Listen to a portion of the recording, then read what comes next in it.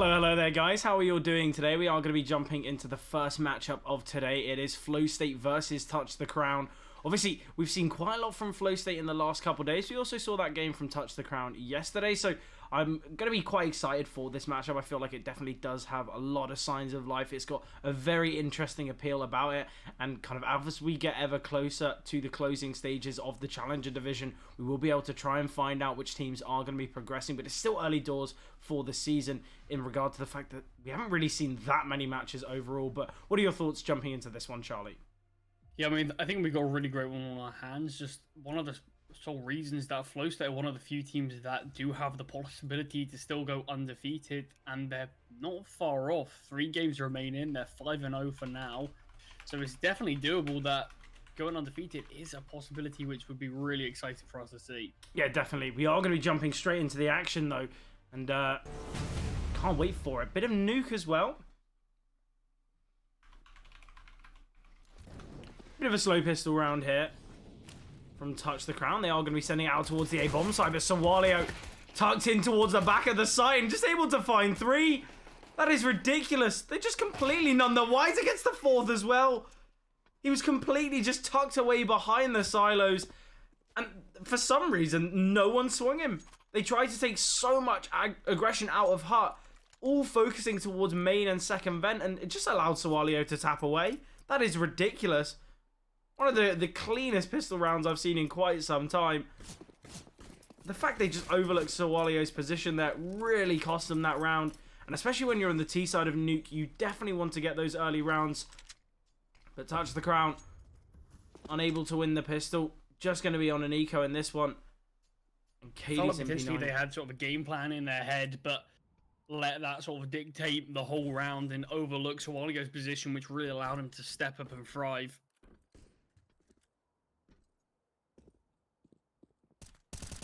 Yeah, the problem there as well is they sent over a lot of util. We had 2 flashbangs coming from the top lobby area, and neither one of them blinding Sawalio. In that situation, you're buying 2 flashes on the pistol.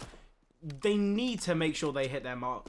I feel like on a lot of pistol rounds, you might see, you know, a couple pieces of util invested, but those pieces need to be optimized perfectly. You cannot just be wasting them.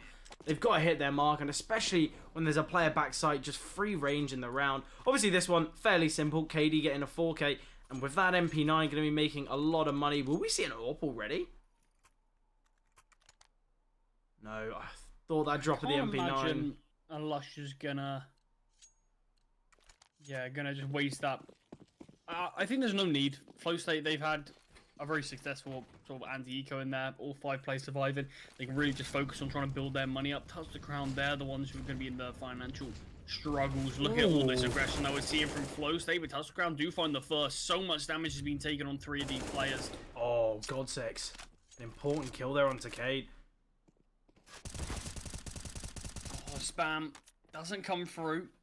Still, it is a 3 versus 4. A lot of this damage is unconfirmed, but just the amount of damage that has been dealt makes you want to say to flowstate, just give it a go. You can win this. Yeah, obviously, though, losing that pick towards outside, Crane finding that kill, that might just confirm the round being over, and Twixer finds Dima. From such a successful start here for flowstate, it seemed everything was going their way, and then they just lost too many picks towards outside. It's a devastating way for the round to go, especially with that initial damage. It's just another situation there. Twixer had about half HP. It's just another gunfight that you're favouring flowstate in, and yet they do very little damage or just don't do enough damage to take down the player. We just sort of time and time again. flowstate definitely had their opportunities, but just couldn't win their gunfights and did get punished. Ionics spots the player towards ramp. Sawalio could be tested now. Doesn't even matter. Can't even take down Ionics. Yeah, really nice there, though. On those 4 players combined, only having 144 health at the end of that one, just goes to show that a lot of these fights, yes, they got dicey, yes, they got close, but TouchTheCrown, they just had those that slight edge. And I feel like sometimes that is all you need. Yes, there are a lot of players low HP, but you're winning those individual gunfights. It doesn't really matter if you come out of them, you know, with a little bit of shrapnel in the shoulder. I feel like they're going to be fine with it. If they can just keep winning rounds, it doesn't matter how low you get. how close the rounds do get, especially on that T side. You want to confirm as many as possible. We do see that AWP on Bells, though. Cade starts things off very nicely. Could double down here, but with the lack of HP, a real risk taking a fight like this. I kind of like that idea. He's playing a headshot angle, so I guess he just feels a bit more confident, but Twixer getting very aggressive towards outside with no support from Bells. You see that Cade does take the bullet to the back of the head, but how aware are these people of Twixer's position? Clearly not that aware. Dima fully caught out. Bells towards heaven now, takes so much damage and gets found through the wall. This is another really dicey round here for flowstate. Elusha needs to find the kill. The timing is absolutely awful. That is so unfortunate.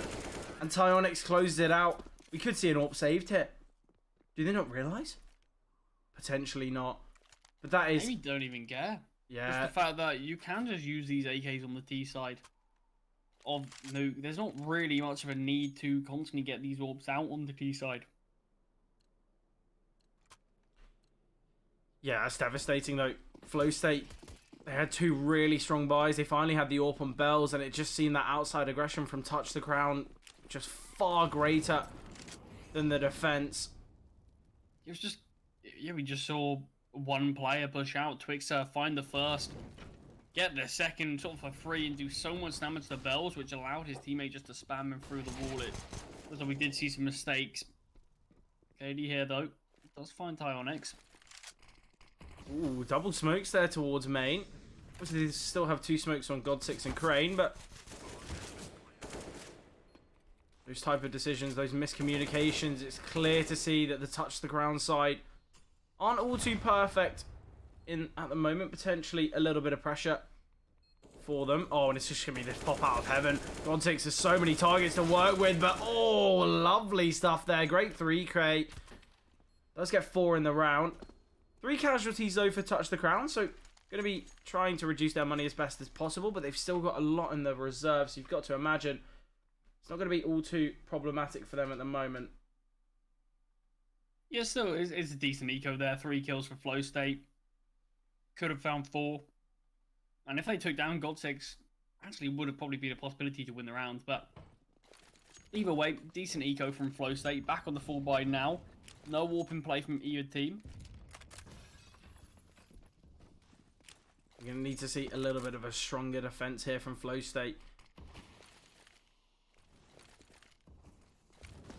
Flashbang's coming over. It's just going to be a ramp hit, though.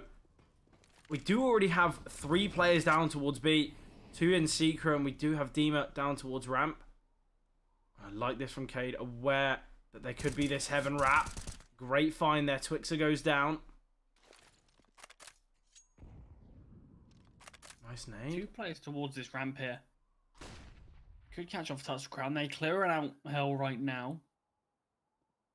They can just wrap up heaven. Choose to progress? Yeah, that's the issue though, isn't it? They don't actually have any info towards this A site, so even towards heaven outside. So a lot of it's going to be a gamble. It's going to be a big call needed from TouchTheCrown here. And it's all about timing on Bells. Could just progress up ramp here. Crane in a nice position. Spots out the player.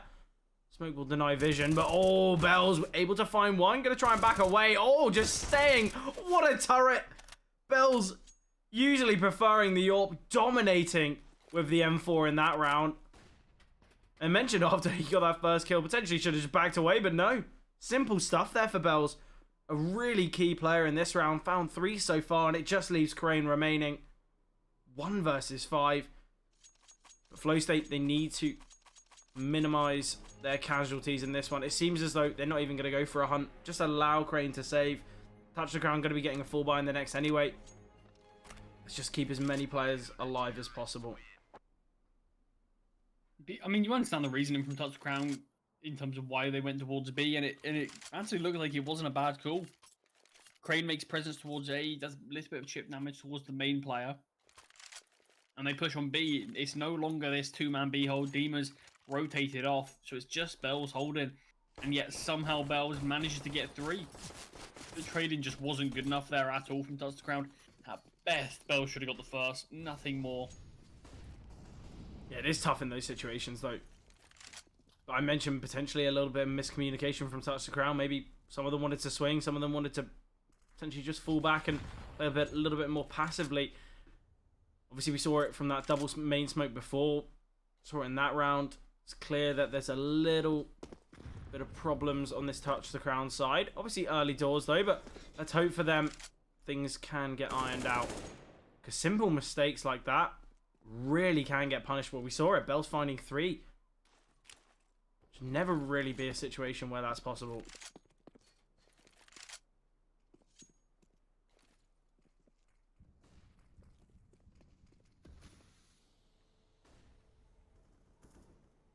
A lot of players in lobby here.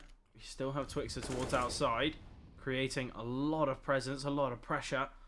But it is going to be this A-pop. The util needs to be perfect, though. Util coming over in A now. You have that player towards Secret and Twixer. In fact, they're heading towards ramp. Beam is sticking around, makes presence known, but he has to fall off now. 30 seconds on the clock. flowstate have to start to rotate now.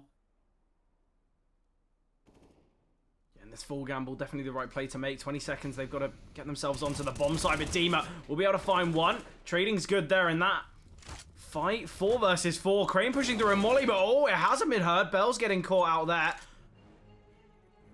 Twixer pushes into the bomb site. Just going to be giving it one last check before going to double doors, and does find Katie. 2 versus 4 now. They kind of have to go for it. Sawalio, so deep here. Aware of that potential flank. Nade is good. Yeah, Nade chips him down even more. A lusher. They're going to really need to be an instrumental player in this round if there's any chance flowstate are going to win it. And Sawalio's crept out so deep. Potentially just going to take down the player trying to live, trying to save. Crane still around here. Crane's 36 HP. Does he live? I think he will survive here. Yeah. 7 points of damage. Really? So there you go, everyone. If you plant towards Toxic, you can very comfortably save in control. But it seems like Unless such a you're short less than 7 distance. Yeah, it's just obviously the bomb radius is very different on each map.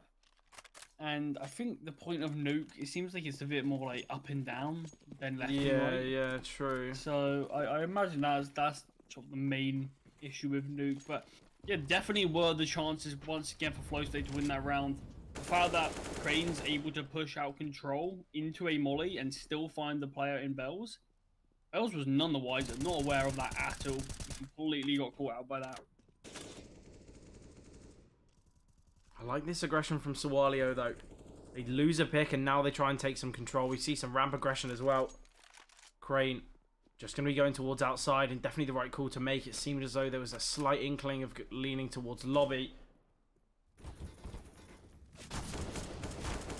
Important kill from Mark. Takes down Bells. 2 versus 5 now. Dima and Sawalio all that remain, and we're going to need to see a great hold here from Sawalio. Once again, interesting spacing, and Sawalio could find another, in fact. They know he's towards Tetris, though. He's got assistance from Dima in heaven now. Oh, just Dima in heaven. There was a chance there. Somewhat doable. Does get punished. TouchTheCrown winning their 5th. And they've looked brilliant here on Nuke. Out of the last 6 rounds, they have won 5 of them. Obviously, the first 2 coming for the pistol from flowstate. But things have really gone a little stale for the flowstate side. It's clear to see. I think TouchTheCrown, very strong side on Nuke. Showing real signs of dominance here. Ooh, nice trade from Bells. And then the AK can be retrieved, though. Crane just dropping the molly. Doesn't really want to have to be hyper-focused on that AK. I think Bells is aware that probably can't retrieve that AK anyway. Look how deep they're playing towards ramp now. Sawalio has been spotted. Fires off some pot shots through the hut wall. We have got Twixer pushing down Secret.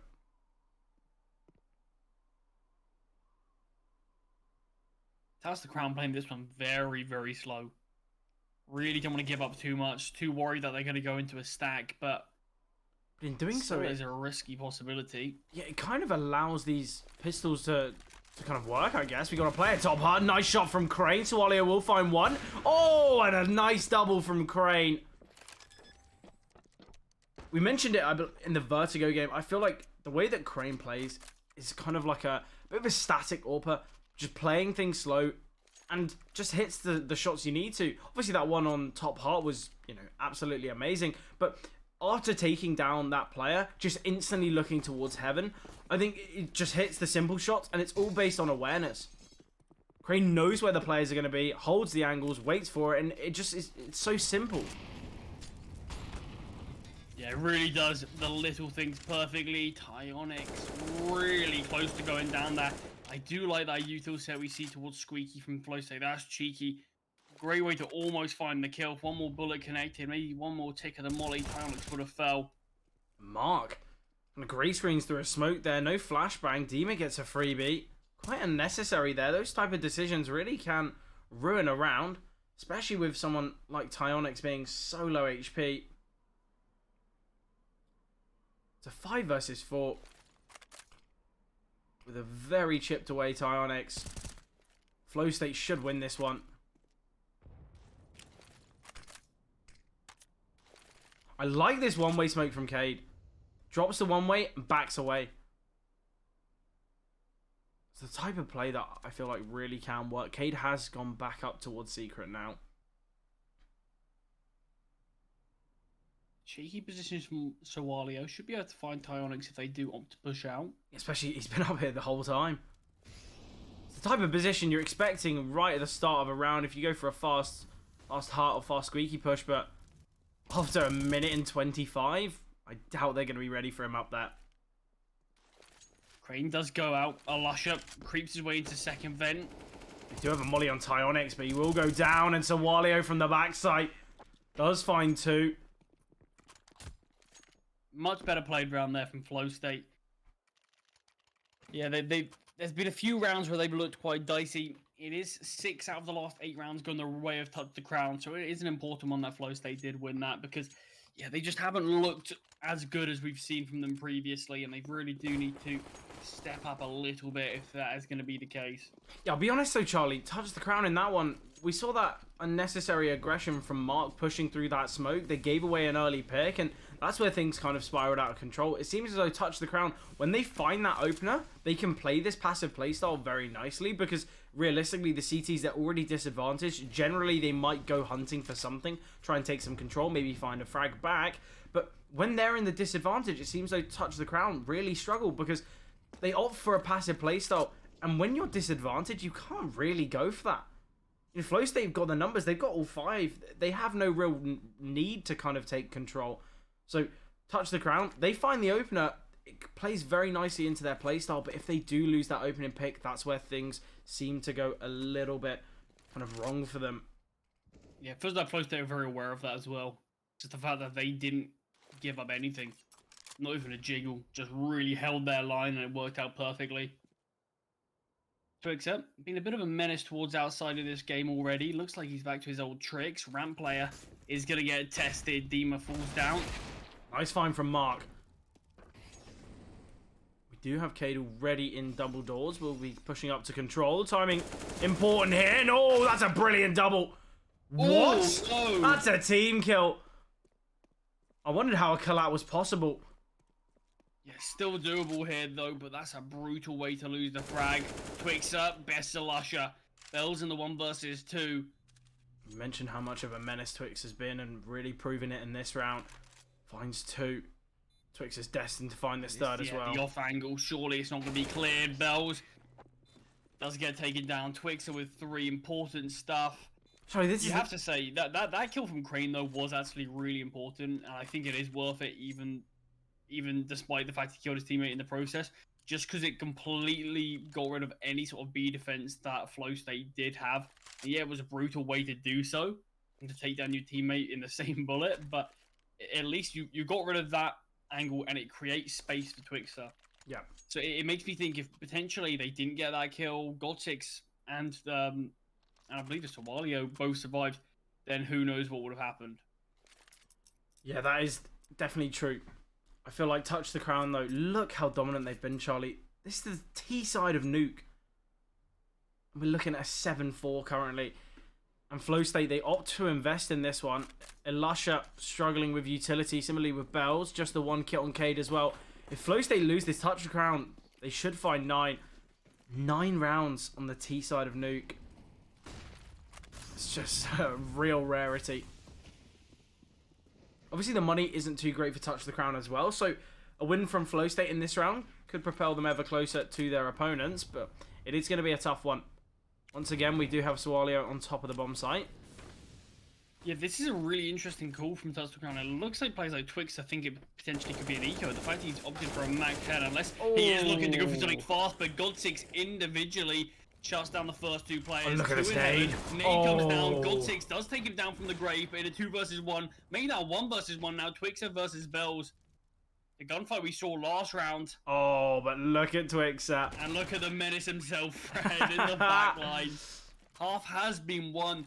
Great effort from their Heaven players, though. Yeah, that was brilliant. Back into contention, because that one looks all said and done, but they really battled valiantly.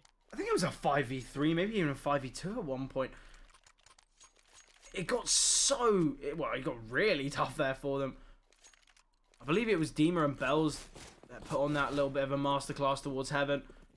Sadly, we weren't able to see that, but either way, Touch the Crown, they still win a round. It's going to be this half buy from flowstate, and 9 should be comfortably found from the T's.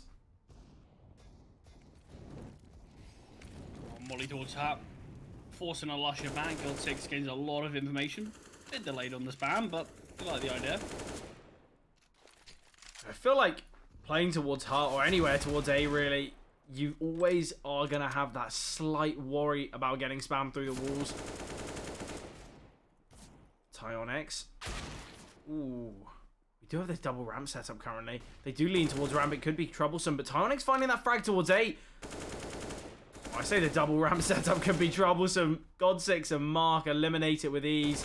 And now Tyonix holding towards Heart. Final player being Swalio. Creeping ever closer towards Squeaky, and the timing looks pretty good for Swalio, but doesn't take the control. Surely will go down here. Tyonix having... Crown finding 9, Fred. How many can this team find? To point out, Are we seeing 11? Like we mentioned, flowstate are unbeaten right now. They're 5-0 in the league. 3 games remaining, and this could be one of their few losses potentially this season. Yeah, obviously, it's not over, but realistically, flowstate's lacking of a CT side is really going to cost them when it comes to the switch. I mean, when you sort of add on the fact that flowstate won a couple of their early rounds by winning the pistol. Yeah. They won the pistol and then had an eco. And that's half their rounds. So yeah, things definitely need to change, otherwise this could become their first loss of the season. So flowstate have to win this one. Great find from Swalio. Is that a one-way for Dima in ramp? I have no idea what that was. The smoke landed on top of the kind of the lip of that pillar. Yeah, certainly could be then. Yeah, sounds like you should be able to spot them in deep ramp. Yeah, it could be. Good nade though from Dima. The ramp player is getting pushed though. Dima falls. There's still one more here in Bells. And Bells is actually looking for more. Does get punished in doing so though. That is devastating. 3 versus 3 now. We've already got a player down towards Secret. Oh, okay. It is actually the return. Crane killed God6, so God6 wants revenge. Goes home back. Cade in a nice position here. We'll find one. That's the bomb going down as well. We have still got Twixer. Back on his old ways. Dropped down so low here. I don't think Touch the Crown can win this now. Does get dinged down so low. Crane gonna have to really do a lot of work. Has to find Cade early. Spots the play, I say that. Cade swings out so quickly. And there's no way that Crane surely was going to react in time. flowstate, important round for them. We mentioned it feels like they need to start winning some rounds now. Otherwise, Touch the Crown could be their first defeat of the season. That's exactly what they've done. It's interesting as well. Touch the Crown, they've won so many rounds on this T side, but look at the money. It's not too great. No AWP on Crane. Slight lack of utility on some individuals. And we got Twixer on a Tech 9.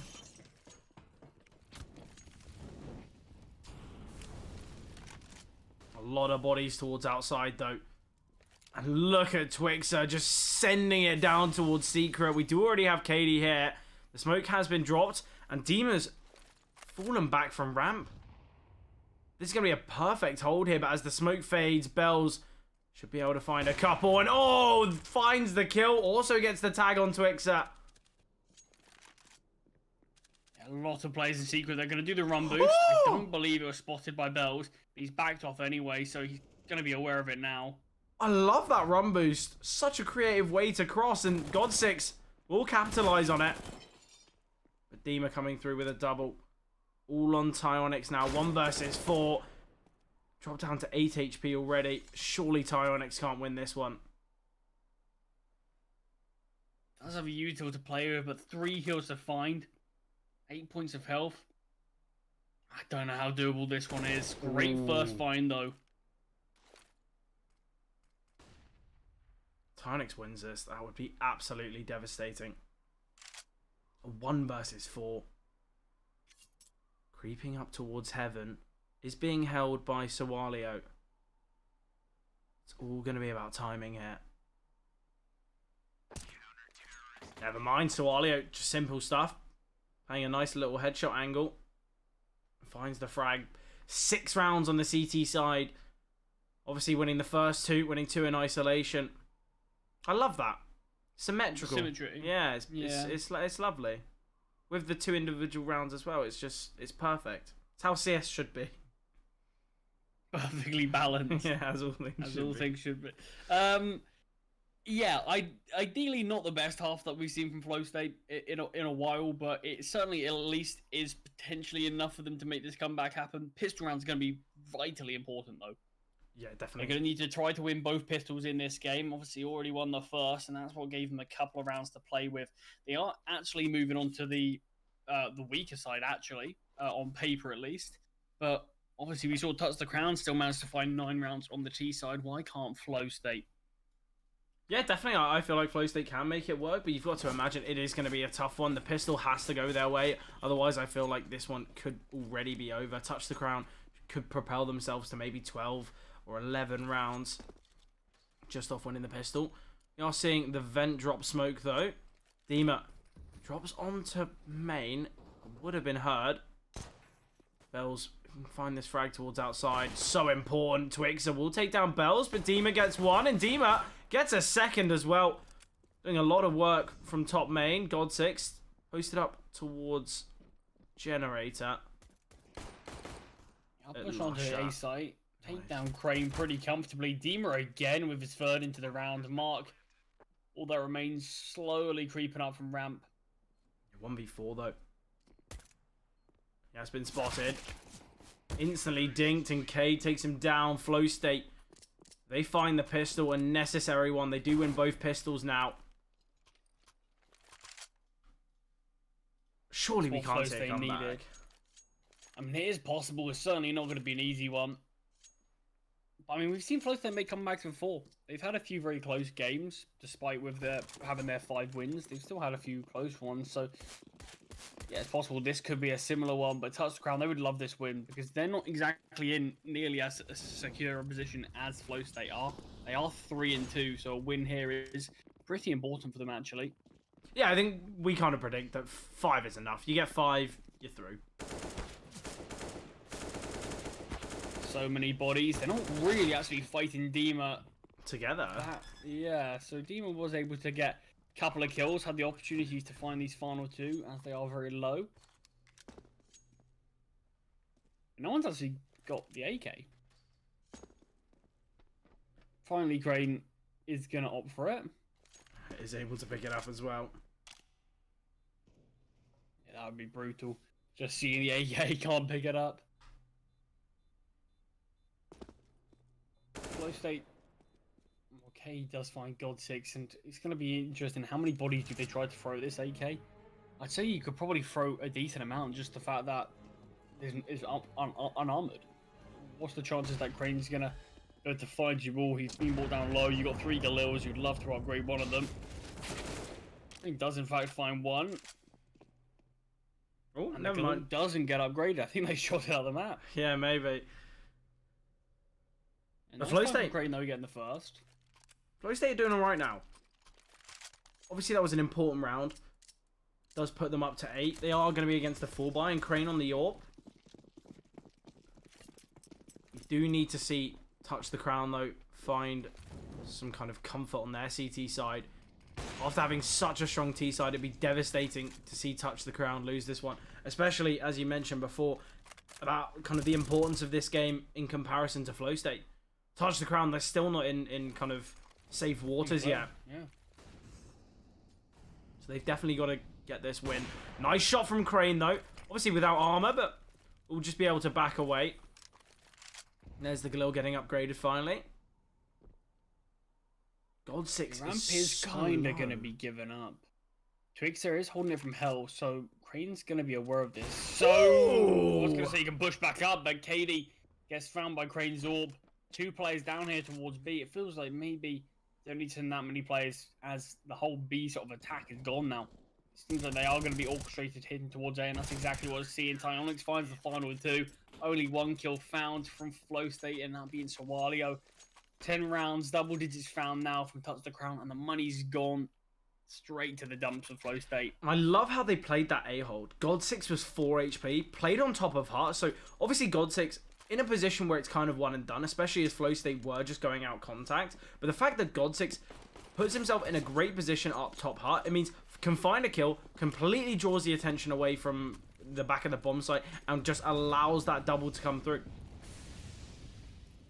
But like sometimes that is just a perfect play, even if God 6 doesn't find a kill there.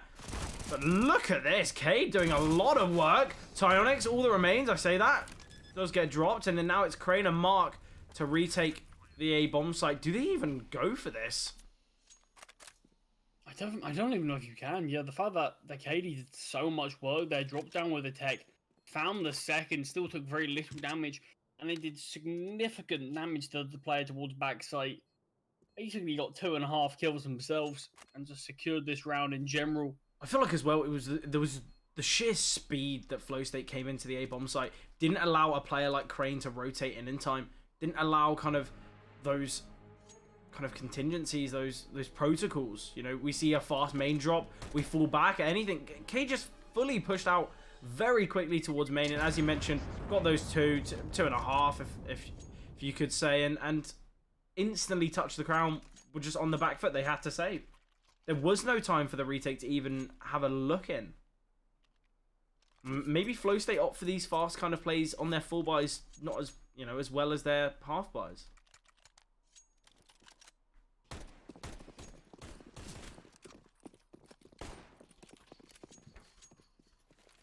TouchTheCrown thereby, you'd still have to say, is a more favoured one. Just in terms of the weaponry alone. Obviously, still having that AWP on Crane. The round they won previously, TouchTheCrown, it certainly felt like Crane had some big impact in it. Potentially that's something that they've got to try to provide again. Ooh, Crane, there we Secret go. finds the first. Tyonix with the second as well. Dima on a solo clear this site. I'm going to go for the plant. Any spam coming through? Oh, by the looks of things, the bomb can go down. 4 versus 3 in favour of TouchTheCrown. Oh, hello, God sakes. Just checks his behind there off the back of that reload. Bells, an important kill onto Mark. 2 versus 3 now. Twixer 30 HP. Dima getting very aggressive. Knows that needs to try and take a fight. Even touches the molly there. But Dima with a double. All on Twixer now. They're aware of Bells' position. Was the one to find Mark. 1 versus 1 now. But as the time ticks away, forces the swing out of Twixer, and Bells will confirm the kill. Finds the round. Something to mention there though, Charlie. God 6 could have denied that bomb plant. Opted to try and find a kill towards Squeaky, but was playing close towards Squeaky. Was outside the vents. Could have just swung on the plant, taken down the bomb planter, and then TouchTheCrown. They would have, you know, had an even easier round there. These slight decisions really can make or break a round, and look at this. TouchTheCrown on this half buy. flowstate should take the lead now, and potentially things are going to take a turn for the worse for these CTs. Yeah, definitely did feel like we saw a few real big issues there from TouchTheCrown in a round that was definitely at least set to be their round to win. The fact Dima got a double there as well. Seems as though it was just in a perfect position. to find 2. Now flowstate operating with this passive playstyle, obviously against the Deagles. No armor on any of the players though, so even if they do find the kills, they might just keep operating with these Desert Eagles in hands. I feel like really going to struggle with the Rifle Angels. Smoke's coming down though. Cade back on top of main. We'll send out the flashbangs. First one a little too shallow, does blind him in fact, but they have taken a lot of control towards outside. Crane going to be the first point of contention here. You have a lot of players towards outside still. Mark could swing from hell. Important kill from Twixer. There's another one coming his way, but K takes him down. Mark trying to find the trade, but struggling with the Deagle. Ooh, flowstate. They're going to be leaning towards A here. This could be a real problem. Dima somehow finds that frag. There is a second player in lobby, though. Tyonix just needs to turn his shoulder. Does find Dima. 1 versus 2 now, and that is ridiculous. How do TouchTheCrown win that round? Yeah, really unbelievable stuff. It feels like TouchTheCrown got their revenge for sort of losing that sort of, I mean, man advantage clutch situation, and yet here we go. TouchTheCrown win the impossible, apparently. But it looked like the round was done when Dima ended up finding that kill. He obviously got completely caught out towards lobby entrance, and yet somehow still found the kill. And I was like, okay, well that's the chance of the rounds going the way of TouchTheCrown gone. But apparently not. Even with Dima finding that kill, TouchTheCrown still managed to win the round. Yeah, that was brilliant from them. I feel like as well, flowstate, definitely when looking back at the demos kind of just after the game, this is going to be the one where they're going to be thinking that was the round that kind of potentially caused our downfall. TouchTheCrown should be able to find 12, and the main goal, no casualties here. Final player on top of main. Crane needs to be aware of this, but we'll just fall back a little. I say that, going to be re-emerging. Yeah, a round like this is actually probably pretty important. Oh, imagine if we saw that spam come through.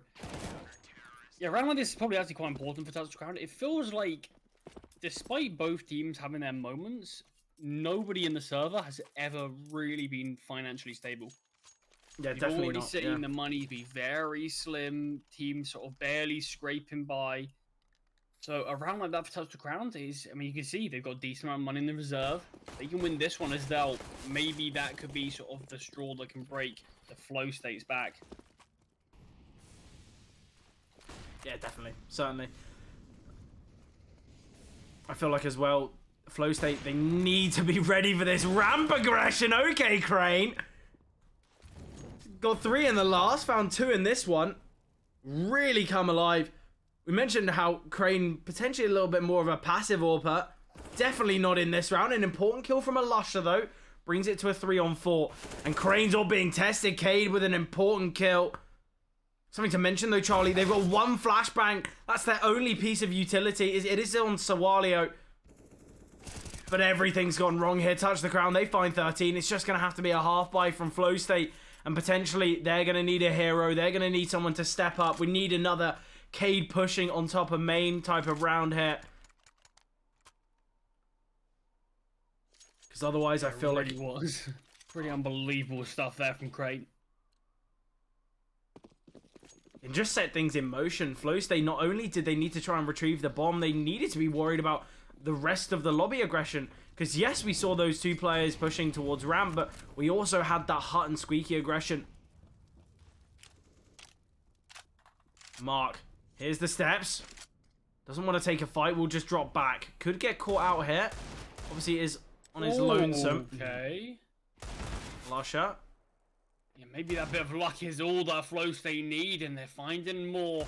Oh! Crane gets 1, but Bells with a double with this Deagle. Weapons upgraded now. Sawalio taking the initiative, pushing out Tyonix. Timing's not good, and these Deagles are making it work, Fred. It's all on the AWP of Crane now. Currently going to be clambering up the ladder. Drops into the bomb site. Sawalio's heard this. We'll take him down. The AWP can be saved. And somehow flowstate, they do take a page out of TouchTheCrown's book. They do win on this half bite. And this is the causation for some of this weak economy for both of the sides. Time and time again, we see the weaker weapons prevail. We see so many upsets. I think that's the 3rd half by 1 in the last 5 rounds. That is absolutely ridiculous. But it feels like it really did get kick-started by Alusha finding that lucky head through the smoke. Yeah, definitely. But when you are when you are TouchTheCrown, what's the need for you to be so in the open, so exposed that you could just be spammed from a smoke? It makes me think it's... I mean, obviously, you understand it's like a bit of a barrier. There's got to be an element of luck to it, and yeah, of course there was, but it feels like you didn't need to have any sort of risk. It feels like maybe slightly too desperate to try to find these kills on this half buy and did get punished for it. Thema is towards lobby now. Could get taken down by the flank of COD 6, but no. flowstate, they've come into their element here. They find 3. Twixer and Crane, all that remain, and they're both towards Ram, but look at that, a perfectly played round from flowstate. They do find 12. They edge ever closer to their opponents, and now it's going to be an eco for TouchTheCrown. We should be going into a level playing field after round 26, and this is such a back and forth affair. Yeah, but this is where the pressure really starts to mount for TouchTheCrown, because they should have been on 14 rounds. And all of a sudden, it's looking like we could be having a 13-13 scoreline. And I feel like you need to stop thinking about what side is more favored now, and it's just all about who's stepping up more in the server, because you've got players like KD, Dima, both past that 20 kill mark. Not a single player on TouchTheCrown have done so yet, but it feels like the TouchTheCrown is a bit more of an even split scoreboard, but flowstate, they've got the individuals really stepping up, and it feels like it's not a single individual. Even just on that eco round where Bell's got the double with the deagle, I mean, that had some big consequences for TouchTheCrown, so it feels like just everybody's starting to step up in the server now, so it's really going to be a brawl at the end of this one.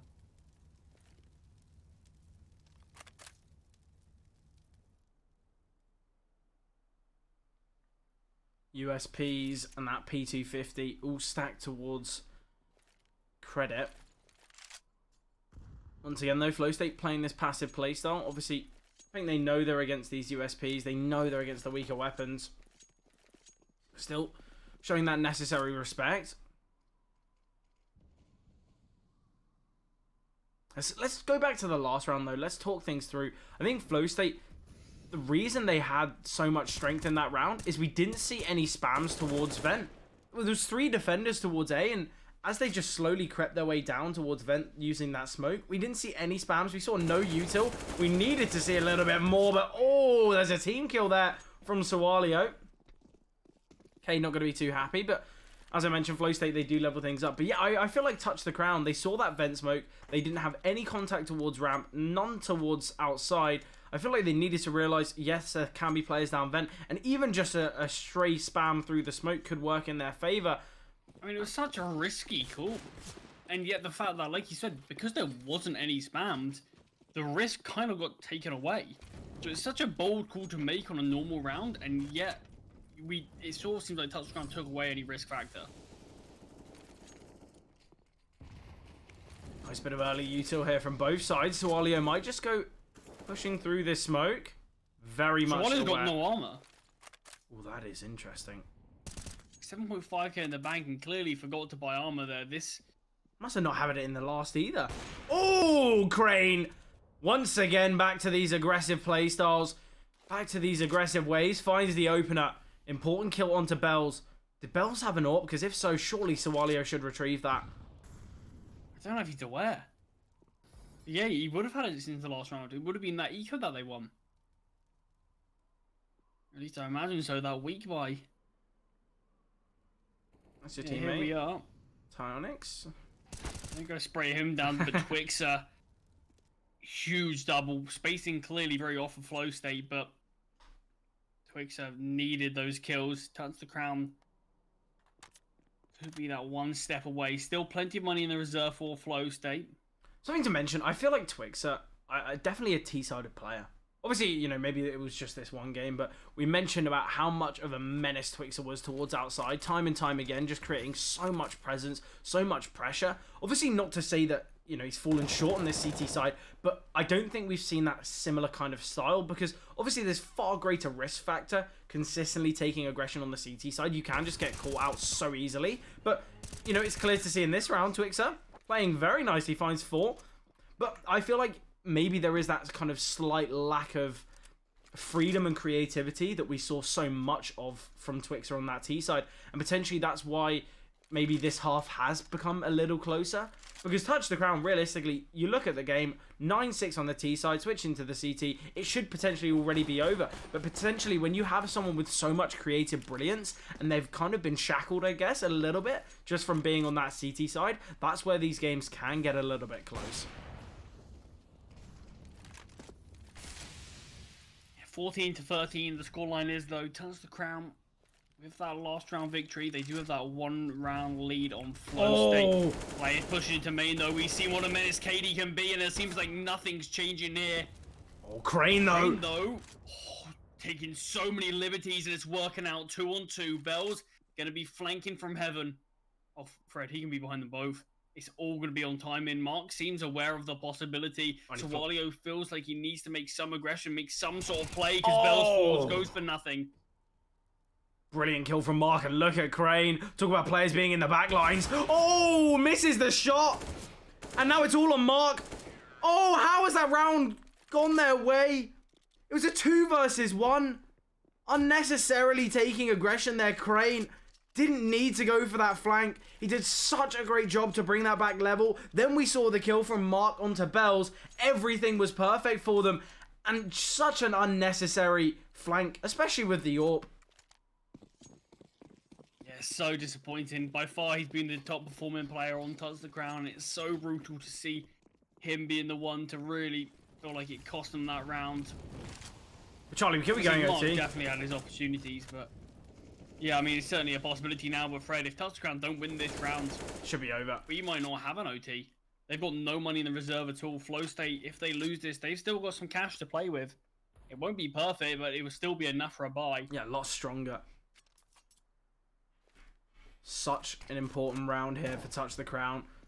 We should be realistically looking at a 15-13 scoreline right now. Not to take away from that brilliant clutch, but it should have never gone flowstate's way.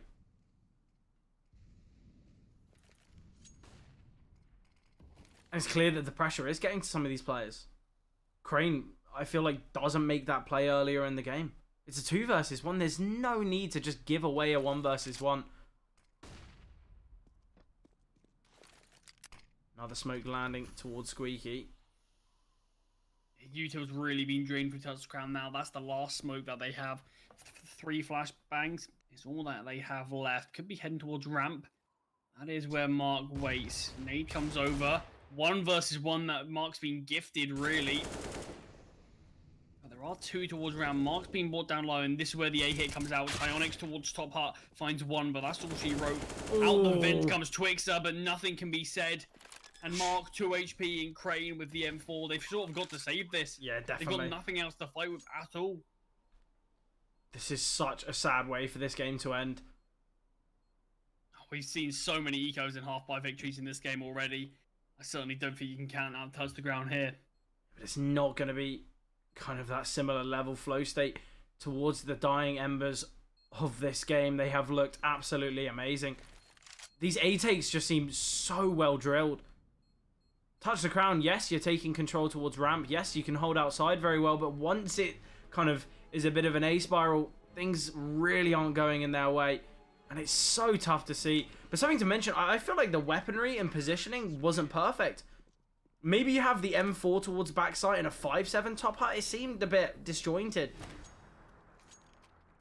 But potentially could be the last round here of this matchup, Charlie. We're going to need to see TouchTheCrown have some real great performance. Yeah, this really could be a hit. MP9s for mass and 2 M4s.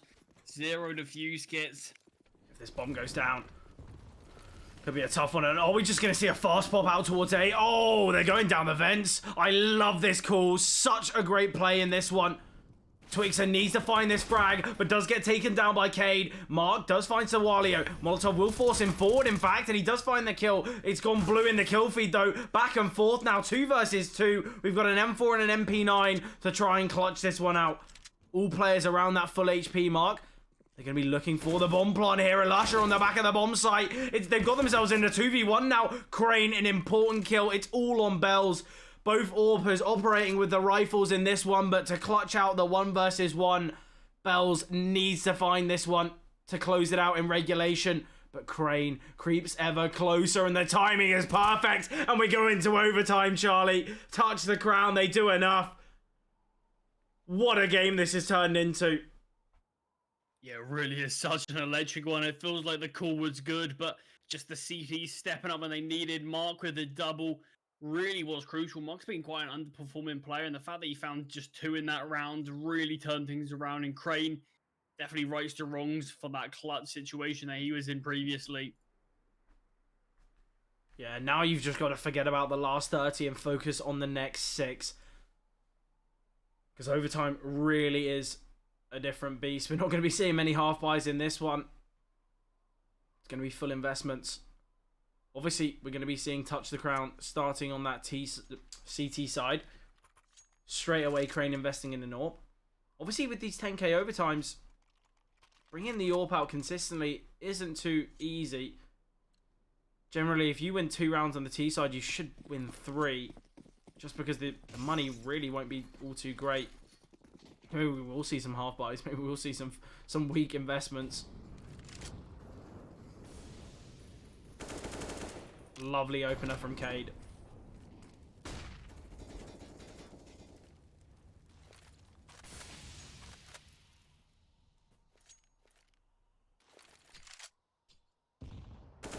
Twix being the first to fall in this round.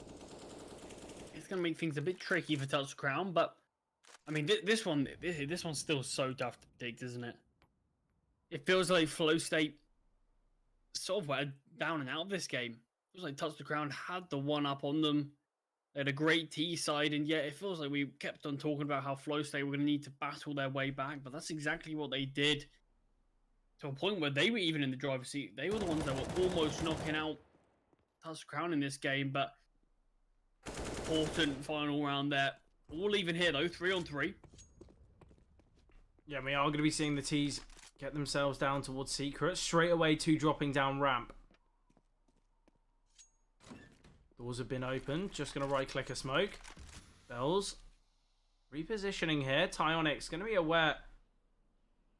This should be a perfect setup, in fact. Oh, this is going to be so difficult for flowstate. There is another smoke being dropped, but Tawalio decides to not plant in the smoke. It does get taken down instead. Cade on the back lines finds the first in Mark. Player towards the back of the site. They should be aware of Tyonix here. Great find from Tyonix. And does just cross back. 10 seconds remaining. Surely there's no chance here. And Tyonix doing such a great job. Finds 4 in that round. You mentioned not planting in the smoke there. It seems as though there's a bit of a half check. They cleared most of the rafters, but just not that last bit of the corner. And that did allow Tyonix to take down the bomb carrier. Yeah, really important round there from Tyonix. Great stuff from them individually.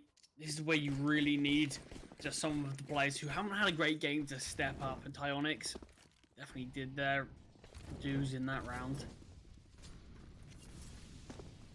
Yeah, money not looking all too perfect. Oh, you see a player already out towards A. Tyonix kind of questioning how they got here, but Tyonix with a double, can't find the third. Bells with the trade. Important kill from Cade. They are now going to be progressing through. Oh, but it's not gone so well for them. And as Cade pushes through the main smoke, Twixer with a double to confirm the round. And I mentioned the money for flowstate not being perfect. We're going to be seeing a lot of limitations, whether it's Galil's utility. There's definitely not going to be any perfections in this one. But Touch the Crown, they could find all 3. I have no idea what we just witnessed there. So Walio out towards A. A lot of the CTs were blinded or unaware. And yet it felt like they had no idea what they were doing. Yeah, it felt like they weren't clearing any angles. Maybe he was just so fixated towards second vent. Maybe he was just so sure of it. Yeah, it's a really interesting one because maybe one kill from Sawalio could have been the difference maker there, but either way, TouchTheCrown do find 2 and are going to be looking for all 3. Twixer does find the first, but a quick trade comes through. They're aware this player towards ramp, will they be aware that Crane's here towards on the heaven? They actually did hear the tick of the molly there. Important kill from Mark. Lusher will get 1. God 6, an important kill. 2 versus 3 now. 4 pieces of util, and they have used that final smoke. The last piece of zoning utility. God6 just messing with the doors a bit. Finds a kill. And it's all going to be on Bells. God6 has done so much in this round. Found 2. But these are probably the most 2 important kills that we've seen in that round. But it's all on Bells. 2 flashes, 68 HP. Is against 2 M4s, and without head armor, could be a little bit problematic. Psionics making a lot of noise towards the top side. Bell's going to be creeping up the half ramp. Searching for God6. 20 seconds on the clock. Bells has to try to get this bomb down. There's not really going to be many opportunities. They just don't need to fight. The doors are closed. Bells doesn't really have anything to work with. And Crane with a simple swing. Touch the crown. They only need 1 round now on their T side. And they had such a strong T side, Charlie. They looked more dominant on their T side than they were on their CT. They found 9 out of the 15. Flowstate really going to struggle here. Need to find all 3 rounds on their CT side just to survive. Yeah, it certainly does feel like we're going to potentially finally see Flowstate take their first loss of this season, touch the crown. They got 3 opportunities to close this one out. 1 round's all they need. I mean, we've seen Flowstate come back before. Can they do it again, or is this one too much?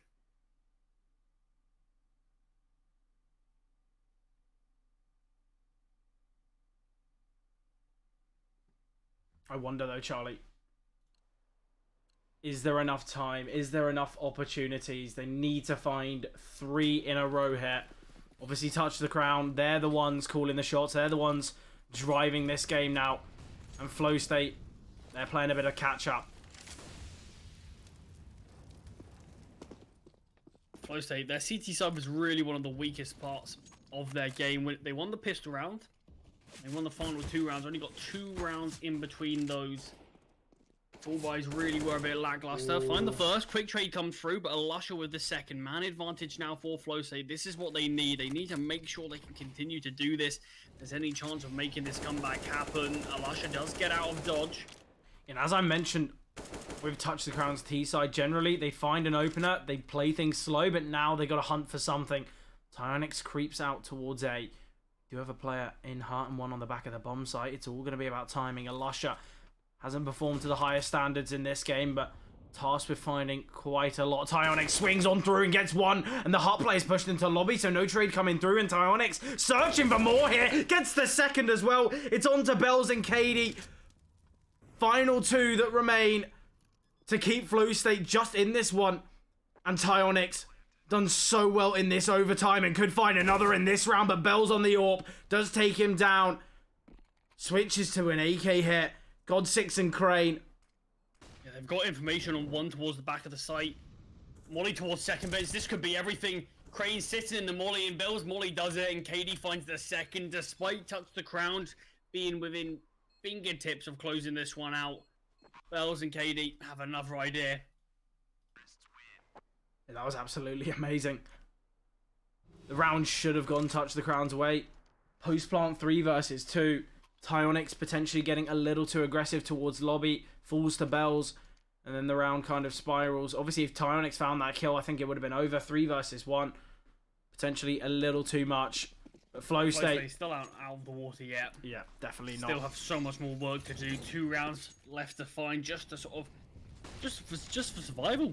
Obviously can't win the game in this overtime anymore. This aggression from Twixer pushes down Secret already. No defender rotating.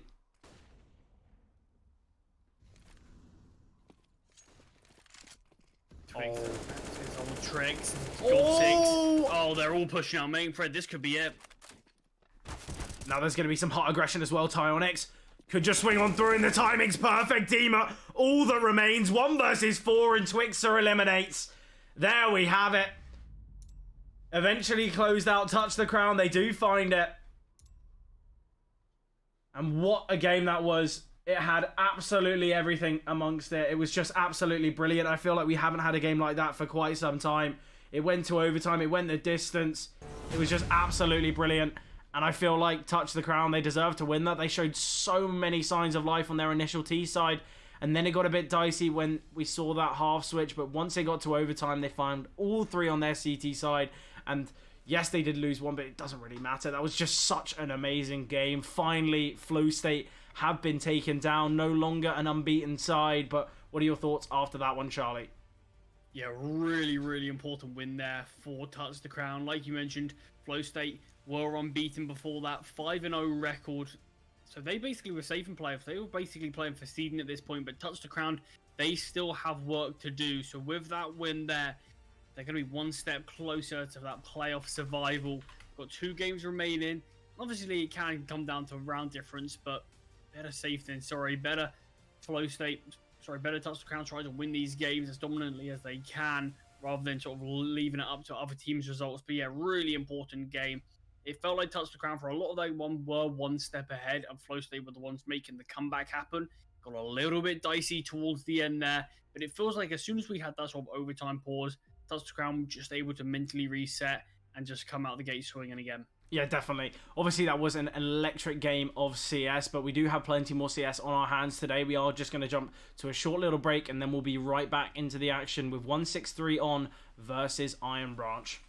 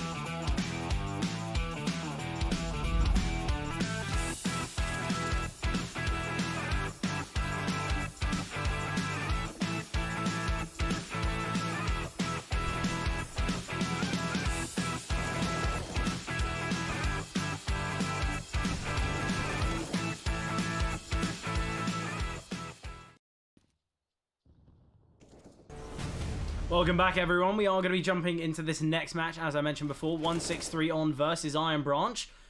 Iron Branch, definitely a team that I think a lot of people looking at them before this season certainly wants to take it. Obviously, last season was a bit of a hiccup for them, as they weren't able to keep the win streak going.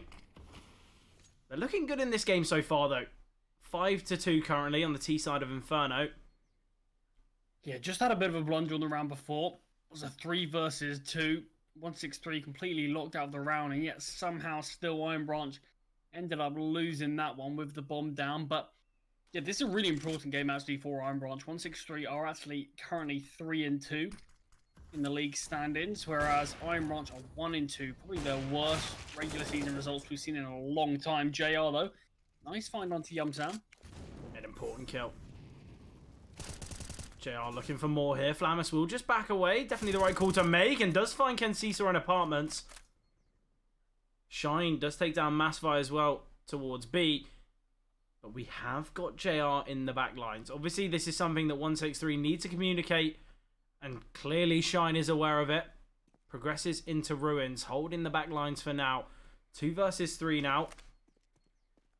Flamus, though, so fast on this flank, it's going to be tough, and there's only 10 seconds remaining. The flashbang is going to come over here.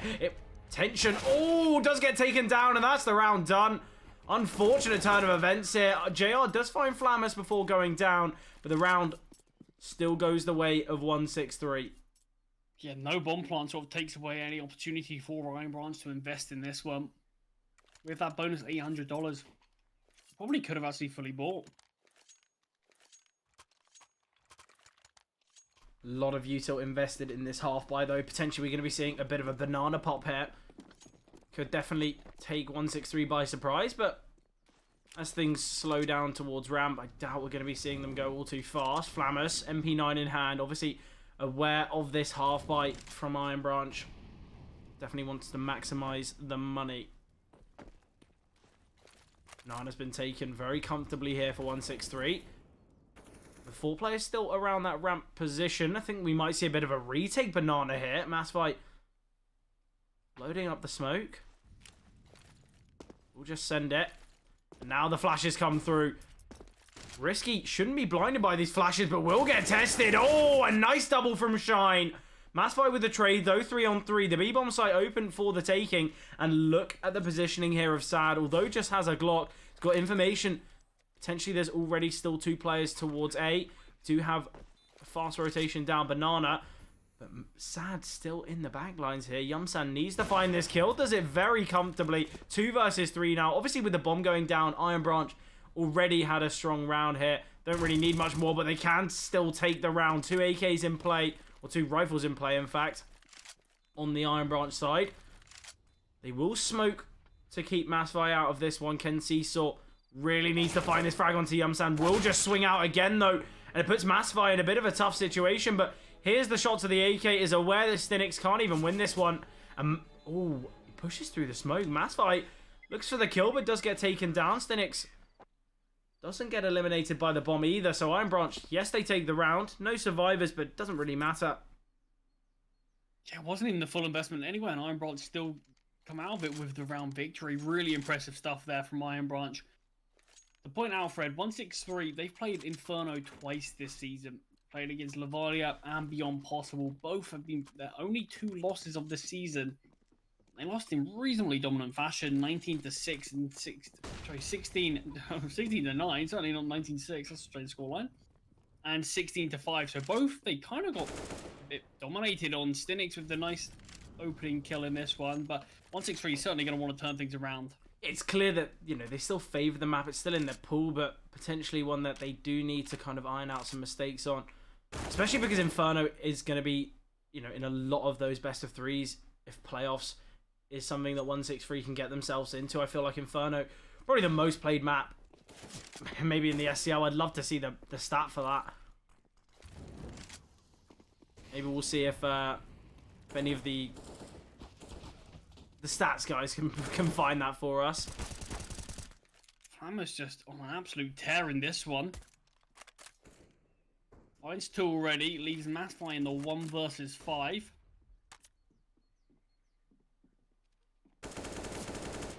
Let's find the first.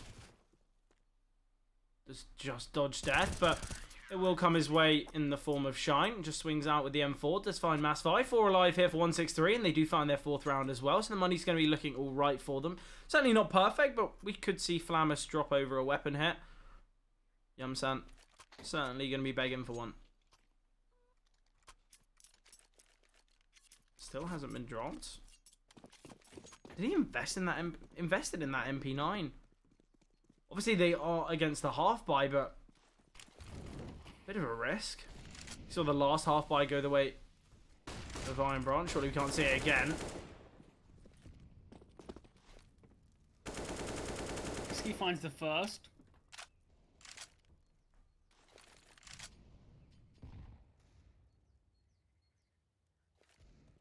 Take I feel like you sort of know when these half buys are going to go.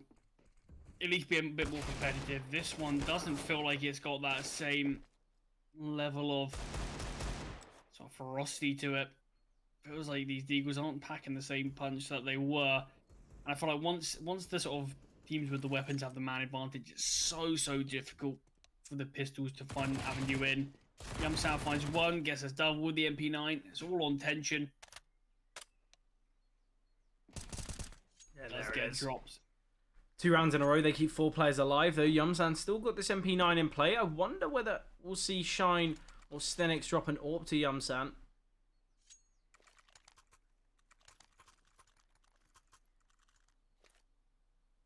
Still with that MP9.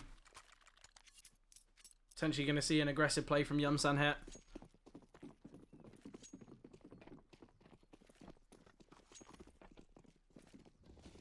Yeah, just the Deagle on JR. So he's going to have to be a bit limited in this one. And that comes from, you know, the investments in those half buys. Sometimes you should just opt for a full eco. Because there's still a lot of limitations. We've got Galil's in play. We've got that Deagle on JR, as you mentioned before. Lacking of utility. And instantly, things aren't going all too well for Iron Branch here. 4 versus 4 with 2 players around that 20 HP mark. Certainly not going to be all too easy for the T's.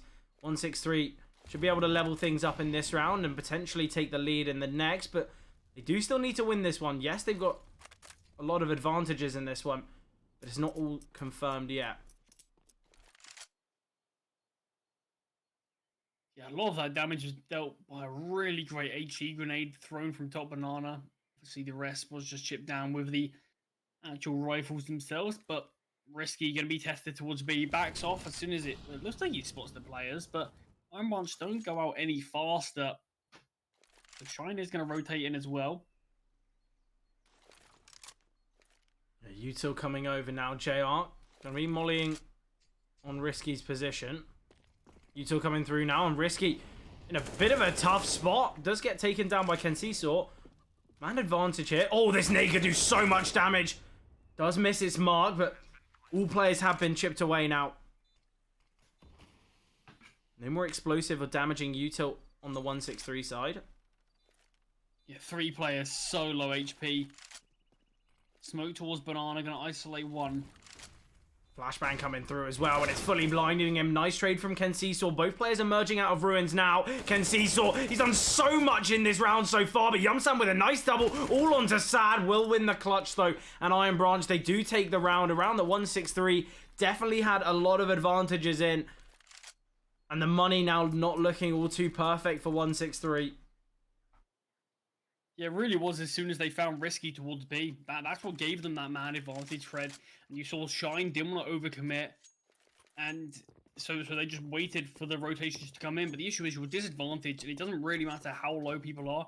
In disadvantaged situations, you're always going to really struggle. Just because crossfires can come through. Obviously, these players, their aim is so crisp and clean, they can hit the instant headshot. But if Shine potentially delayed that HE grenade a little bit, maybe throw it on the bomb plant, that could have really been the difference maker. Yeah, it seemed as though, you know, the HE could have been perfect. We mentioned at one point, you know, we had 3 players low. We could have seen an absolutely perfect nade there.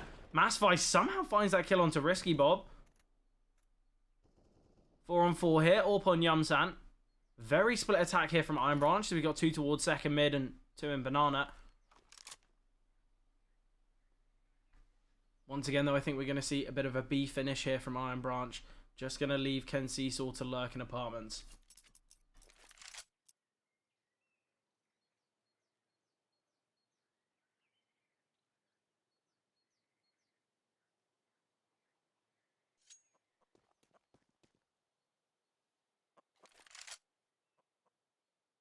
Two players towards B here for 163. It does look like where Iron Branch are looking to end up. Shine and Flammers this time. No util to hold off any sort of execute. It's going to have to come down to these raw gunfights, and with both players having the FAMAS, it could be a bit tricky.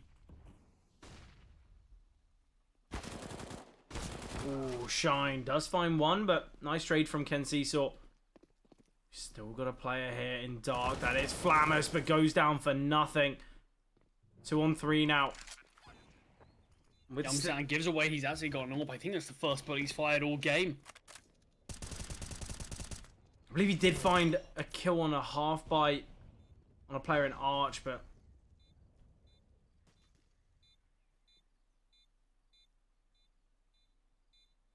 Tension gets brought down low with this HE grenade, but no actual kill converted. Both these players backing away. Tension might keep hold of these weapons in the next. Tension might die to the bomb. Obviously with the increased radius.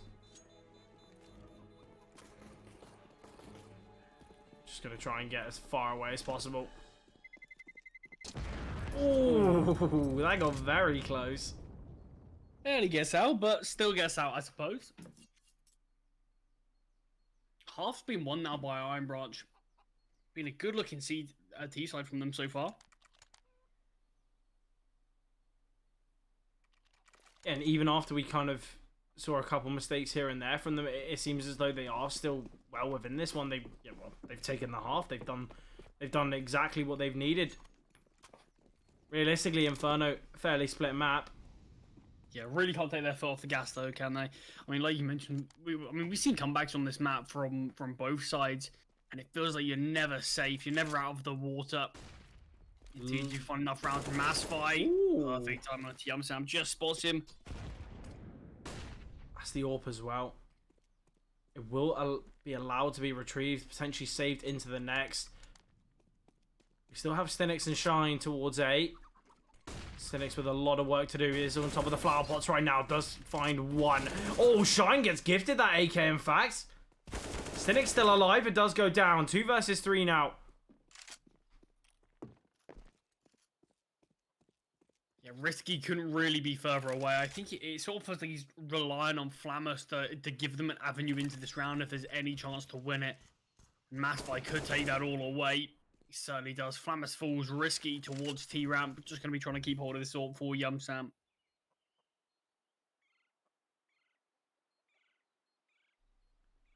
Iron Branch, they're going to find 9 hit.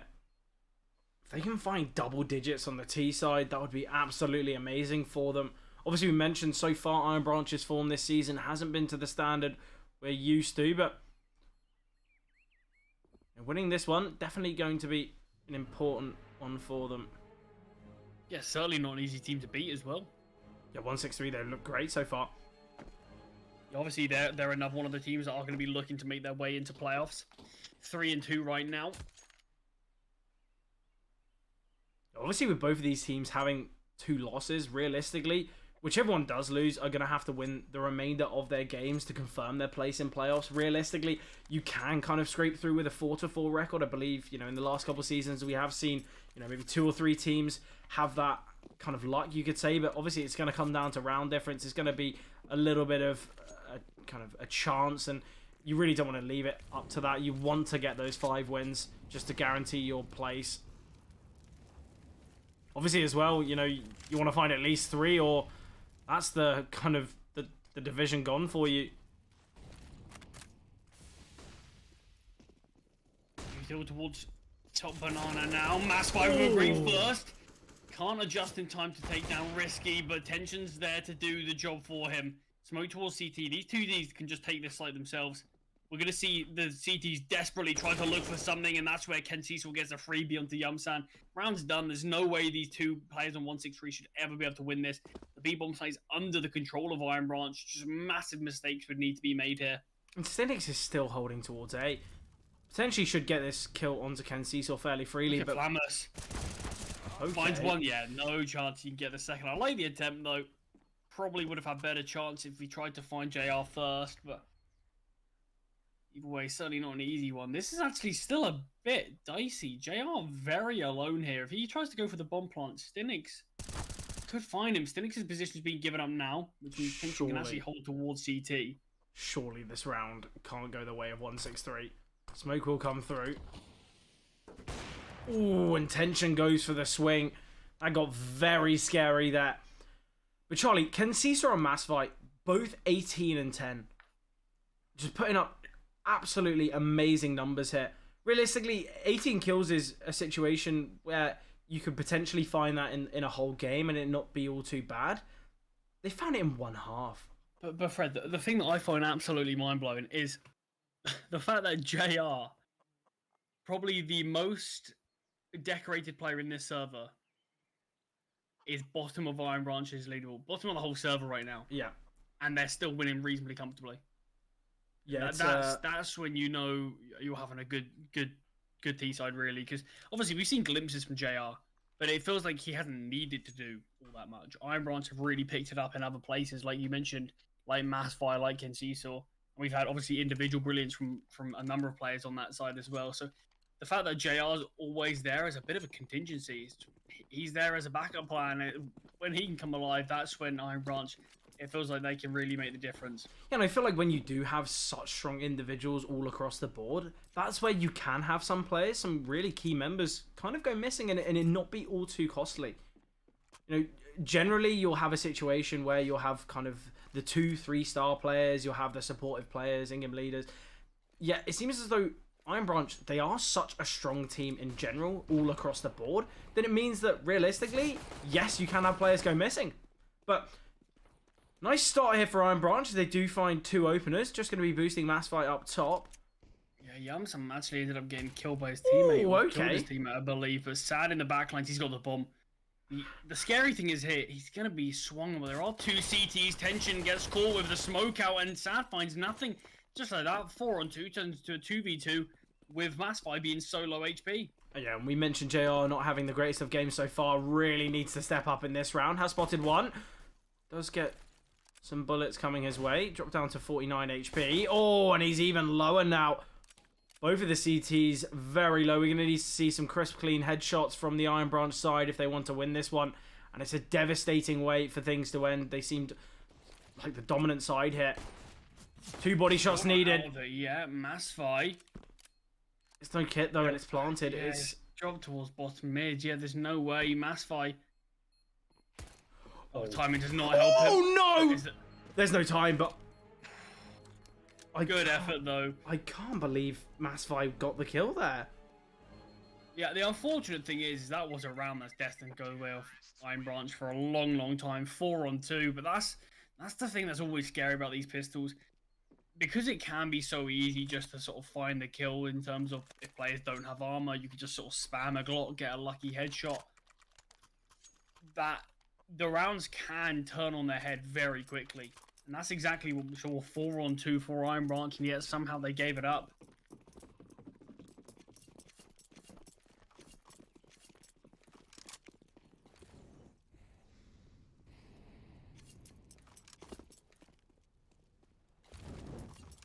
Force spy coming through from Iron Branch though, they're giving it a second go.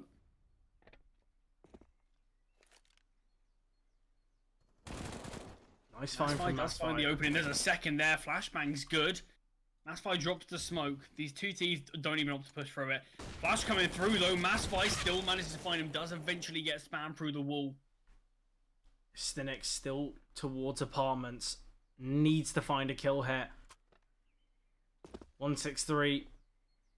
They're in such an advantage going into this one. The weaponry difference is kind of incomparable. But it seems as though Iron Branch, they've done a great job so far. And with 3 defenders towards A, they should take this one. Kenseesaw in such a great position. A real off angle. Similar kind of story for a player like Tension. And now they push their way towards apartments. Kenseesaw does move his position a bit. It goes right back. Yeah, it doesn't move for long. Spams Stinix out the air. Still this player on the boost. That's and finally strikes tension. Does get taken down from Yumsam. Leaves JR on the 1 versus 1. Both players the exact same weapon. Near enough the exact same util. Can't really get much more even than this. Yumsan. I wonder if the drop was heard. JR slowly creeps on through into the bomb site. Does spot him, takes him down, and that's the round going the way of Iron Branch. Yeah, really important stuff there from Iron Branch. Great round. I love how they played that initially. JR and Massify towards B. That's really cheeky. I mean, you're obviously heavily reliant on Massify's individuals. But just JR basically became the support player that round. Just the util he had, the util he was throwing. I mean, great call in general. Really superb stuff.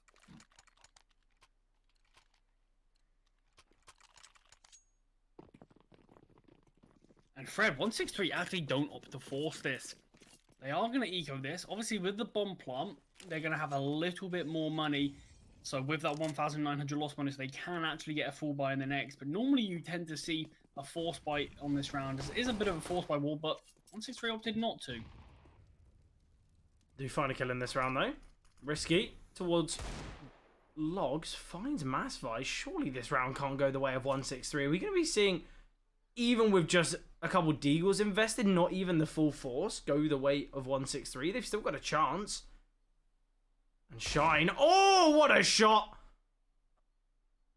How has this round gone anywhere like this? Surely 163 can't win this. They've got a 2-man advantage now, though. Yeah, this is still... I think it was 3 Deagles still invested. a bit up in the air, just due to how little armor there is, but Tension could just get time into it. Finds the first. No swing comes through just yet. He manages to get around the corner. And he goes back for seconds. We'll find a second. And it's just JR, all that remains. Once again, another clutch needed. But Risky's in such a good position. Dropping the smoke, in fact, does indicate to JR where Risky's playing for. JR does have full utility as well. Diffuse get as well, so he does have time to play with. It's all going to be about timing. How have 163 won that round? That is absolutely ridiculous. 3 Deagles was all they invested. It was an eco. How have they been able to take that one? It was just given to them. Yeah, I mentioned how good the call was in the previous round for Iron Branch. I don't even know. It's not even that exactly an extreme a call from 163. They find the trade onto the first player mid, swings out, he gets 1, and 163 trade it. But then you basically just see the call is just to don't move, just hold. And Iron Branch really did give the kills away. You saw individuals like a player towards top banana just getting found, and it felt like it was just rinse and repeat. We just see Iron Branch getting a bit too antsy, getting a bit too paranoid, and 163 just holding the line, similar towards top mid. Shine got 3 kills in that round, Fred. Yeah, it was a very, very strong round from Shine. And I feel like I don't even think he barely moved from T-ramp. He really was giving them all.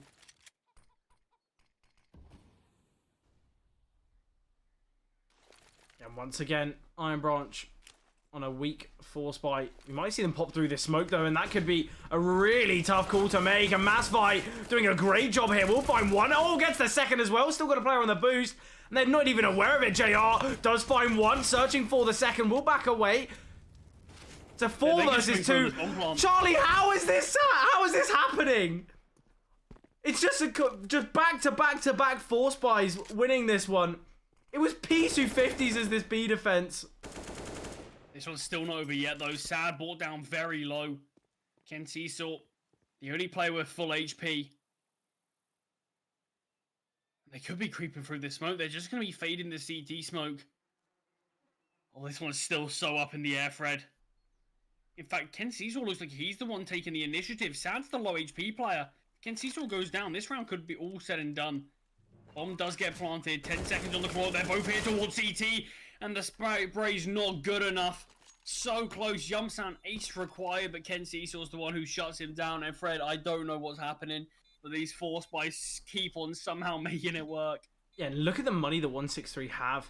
It's not going to be a force buy in the next for them. It's going to be a full buy with a couple MP9s, or MP9s, couple Mac 10s. Shine 7k, Risky 6. Could see an AWP drop to Yumsan. It's going to be a very strong investment. Interesting, Risky Bob was the one to invest in the AWP. Doesn't seem to be gifting it to Yumsan either. Maybe just wants to go for a logs peak. But it's actually a stronger buy for 163. And here's that logs peak I was talking about. Risky does find the kill. I go searching for a second as well. As 5 retrieves this M4, shouldn't really try to re-peek into it. And that's why Risky with the second. Ooh, Ken Seesaw potentially had the opportunity to find 2 there. Swings through the smoke, finds nothing on his second time around. It's just so definitely back and had the forth. opportunities. It's just so back and forth. Spam not good enough from tension. Does take a lot of return fire though. And Sads is completely out of the round. He doesn't want to go for this at all. My question to you, Charlie, is are we ever going to see a round strung together in this half? I mean, if we don't, Iron Branch are eventually just going to win it. Yep. And that's the real problem here. 163, they need to win the next round. I think that's why they're opting for a bit of a surely it's hunt. going to be happening though. Just, obviously you mentioned 163 had a better buy in that round, and it's only just going to continue to get better. They're going to be keeping 4 players surviving. They should be able to drop over Yumsam, no problem. And they should get full util alongside it, whereas Iron Bronze, they're really just going to have these 2 rifles and sort of scraps. Yeah, some Deagles. But we've seen them do it with Deagles and MP9s, P250s. They've got 2 rifles now. If anything, their buy will be stronger than it's been in the past. Yeah, the issue is, though, it'll be the weapons they're playing against. They've done it against buys with a few limitations here or there, but this time they are going to really be doing it against a perfect buy. Yeah, definitely. What we're seeing out for 163 in this one. Full rifles and an AWP, full utility on everyone. Even with a little bit of money in return at reserve as well. Mass fight operating as this lone B defender. And 163, they've been loving going towards B. And I think we might just see that once again.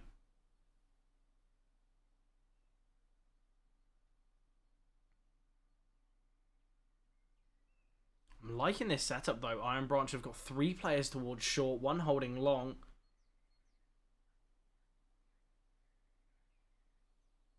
Massvi though going to get tested here towards B. Util going to be coming over now. Steps have been heard. They haven't taken any contact towards A. 163 do need to be slightly worried that this could be a bit of a B stack.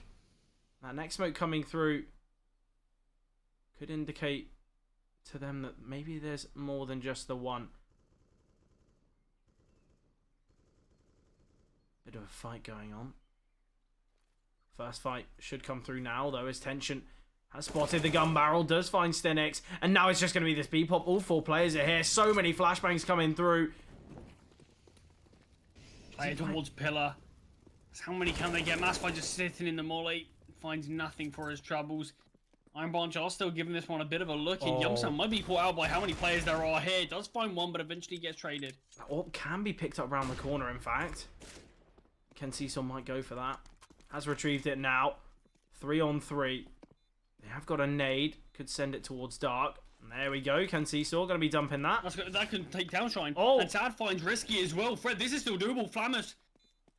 He's heading towards first orange, and the trade does come through. And it's happened again. Oh my god. Still no rounds being strung together. Oh yeah, we're going to see it. Oh, I actually can't believe that. I refuse to believe it. Obviously, Tension found the kill towards A, but as soon as we saw Massvi go down for nothing, I thought if Massvi gets 1, this is doable. The fact that he found nothing, yes, he did good damage, which actually allowed that nade to dunk down onto Shine, but it really feels like it's just the stars are aligning for both of these teams. 163, can they continue this streak? Or lack of streak, perhaps? Yeah, I really don't know what's going to happen here. 163, they've done it with weaker weapons. Why can't they do it with the rifles now? But I don't know. I'm lost for words. I'm so confused. I mean, it certainly makes for some entertaining Counter-Strike. Yeah, definitely probably one of the most interesting games we've seen in quite some time.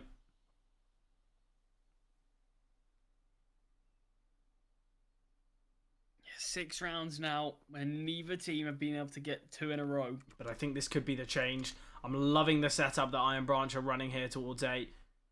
Mass Fight takes the gamble, sends it back towards CT spawn to retrieve some utility.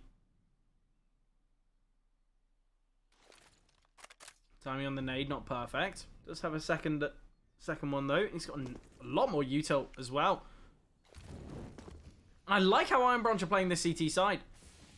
They just gamble one towards B. They drop him 3 sets of utility. It's nice to see. That nade there from Mass Fight does do a little more damage. Oh no! No! What is that? Oh no, Fred! Surely not. How? It seemed everything was perfect. Mass Fight pushes through though, and we'll get the team kill. Young San takes the risky, and Sad finds Stinix. JR set up to find the final, and what is happening? 2 team kills in the same round. Sometimes Mass Fight threw 10 grenades that round. That is unbelievable. This whole game is absolutely ridiculous. And finally, you can see what happens. Iron Branch, they finally string 2 together, and 163's money is completely broken. They're gonna have to play for OT. They can't justify going for another force here. That team kill towards A is probably one of the funniest things I've seen ever. He wasn't even looking at App. He just basically just killed him. This is and they still win. They still win. Yeah, they win dominantly as well. Lose one other player. Mass Fight this does. is a really strange game. I don't. Surely the pistols can't win this one. Ken Seesaw with a double. Like it is yeah, being dealt with well. Final 2 players towards Apps. But this is really going to make this game so tricky. A bomb plant is everything, and you see Flammers just try to sort of plant that despite 4 players being around him. I'm still chuckling from that last round. Oh, there's so many things in this game to sort of just look at and be like, wow, what is happening here? This is certainly one of them. Yeah, this is one of the stranger ones I think we've seen in a long time. But it's a lot of scrappy Counter-Strike. Yeah, but I mean, I love scrappy Counter-Strike. It's you see it a lot of the time, and it's just entertaining, and that's exactly what we're seeing here. Yeah. To be fair, you're not wrong. You're definitely right. Probably the most entertaining games of CS we've seen. And this could be it, Fred. Oh, that's a real liberty taken there from Stinix, pushing through the smoke. Final 3 players for 163 are all towards mid. Yeah, and look at Ken Seesaw. Doesn't find anything. Sad elevated towards Coltera. Nice flashbang here. Oh, there will be a counter flash coming through. Sad does find one. And Mass Fight will close it out. 16-8 Iron Branch.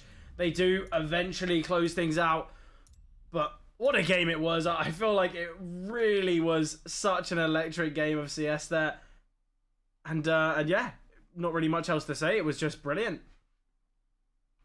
Yeah, it really was. I mean, it's such a strange game, a very close one all the way throughout. But it did feel like as soon as we sort of saw the switch to the CT side, it was so back and forth. Nothing could separate these teams. We saw ridiculous clutches, ridiculous plays from so many individuals come through, and then it just really led to just constant force by wards, really. But until eventually, it did feel like as soon as the team that was gonna get those 2 in a row was going to break the other's economy, that was going to be where they could make the streak. Unfortunately for 163, it was Iron Branch who did so. The team that were already very close to closing the game out, which basically sort of sealed the deal. Yeah, definitely. I feel like obviously the individuals for Iron Branch were just that slight edge above. Obviously we had Yumsan on 23 kills for the 163 side, but their second highest performer was on 16. Whereas for Iron Branch we had Mass Fight on 28, Ken Seesaw on 27.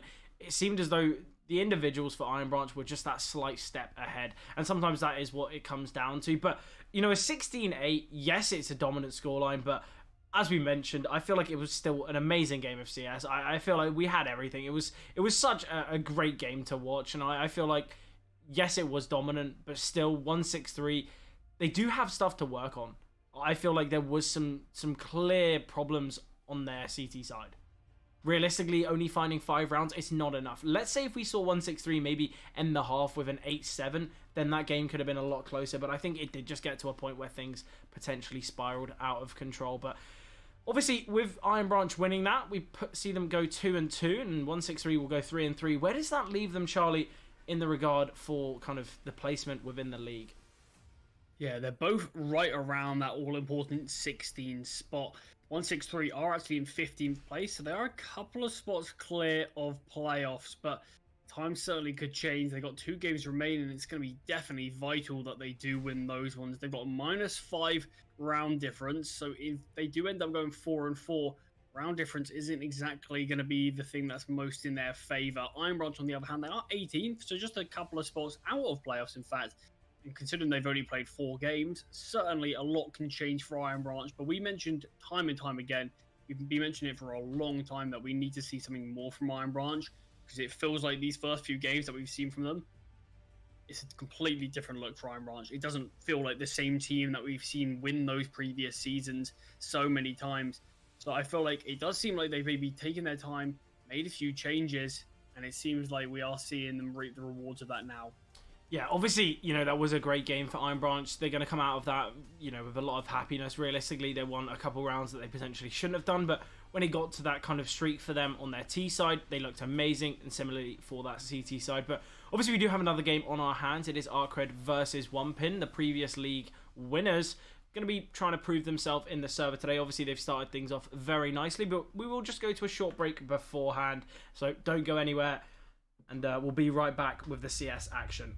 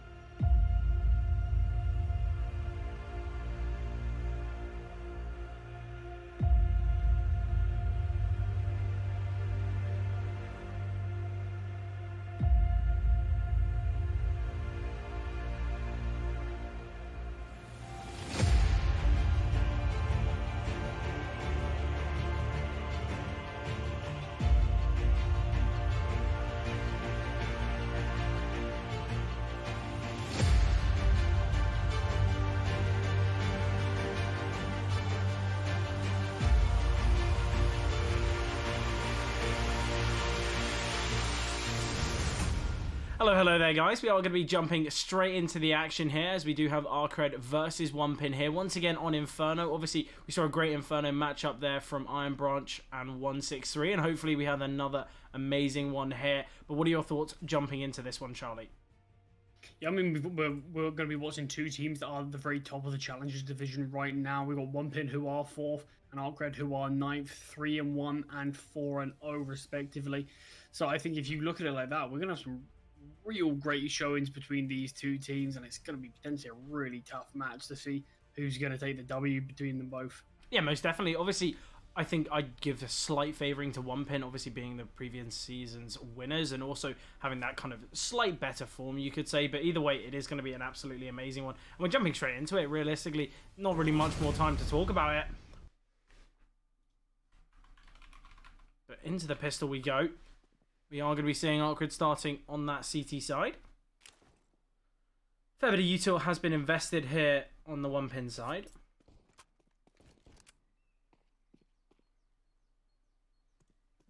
The 2 smokes, the Molotov, and the 2 flashes. Oh, and that's a great opener, and that could just be the call to go out towards A, finding that pick onto Hertzlord.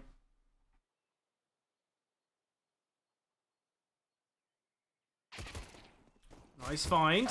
Invisible, unable to back away, though, so man advantage still in the favour of One Pin, and a nice kill there from Chris 7. And DSSJ and Endo, all that remain now, 2 versus 4. One Pin looking great in this one.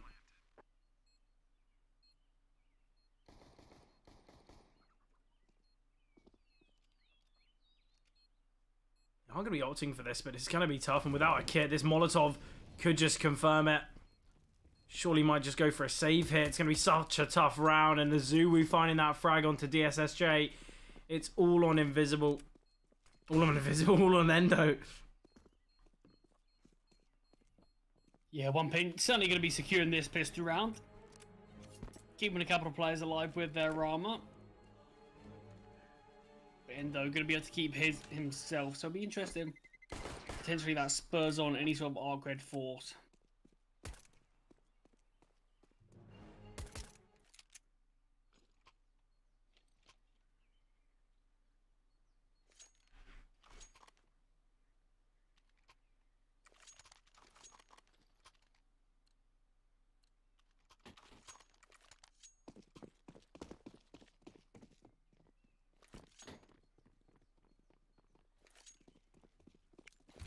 Liking the buy here from One Pin, prioritising utility over weaponry. Obviously, they've still got the AK on Azubu. Galil's in play as well. Nice attempt from Hertzlord, but Chris 7 ready. We'll take him down. Dox has been dropped down very low here.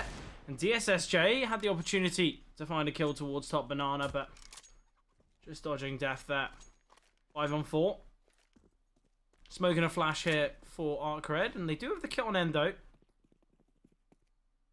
But we need to see a bit of a gamble here from Arcred. Realistically, they can't just split the defense.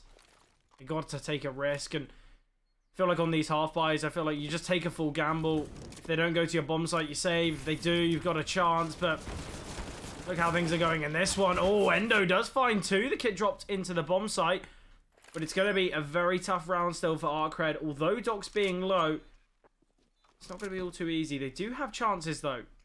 The fact that Endo was able to get 2 certainly keeps this round somewhat in question. Invisible, if he's not aware of dogs. Yeah, and he's not. Does fall there. All on Ryojin. 1 versus 3, not going to be easy. Kit is dropped in the bomb site, but it's going to be tough. Oh, I like the idea of that nade, but Ryojin just backing away beforehand. And Leaf going to be holding here, just spams. It's going to be a bit of a hunt, but Shine ready for it. Does take him down, and Leaf can, in fact, upgrade. I wonder what we're going to see here. Maybe, I thought I was going to see Leaf drop over an AWP to Shine. But to be honest, they're against an eco again. I don't think there's too much need in a round like this. Chris 7, going to be wielding that Mac 10, trying to farm up some cash on these unarmored players. DSSJ. Let's have a cheeky Zeus. I wonder where we'll be seeing that. A lot of players pushing towards mid, though. Dogs finds 1. A lot of more bodies coming his way. Hurst wants to get to one into the zone, but that's all Arcred can find. Just that singular kill. Yeah, we should see an AWP on the CT side. Whether we'll see one on the T side, though, is the question. No, investment's been made. Potentially, we're going to see a fast pop hit with Chris 7's Mac 10.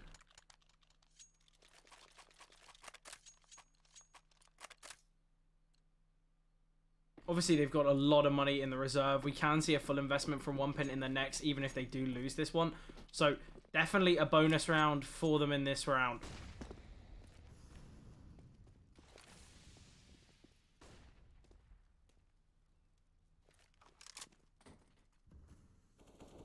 A lot of players. Plays close top banana. Yeah, DSSJ finds one, just instantly backs away. Very nice stuff, that. Seems like we needed a bit more util from 1pin there. Just a sort of force plays back, maybe a molly towards yellow wall. Flash over.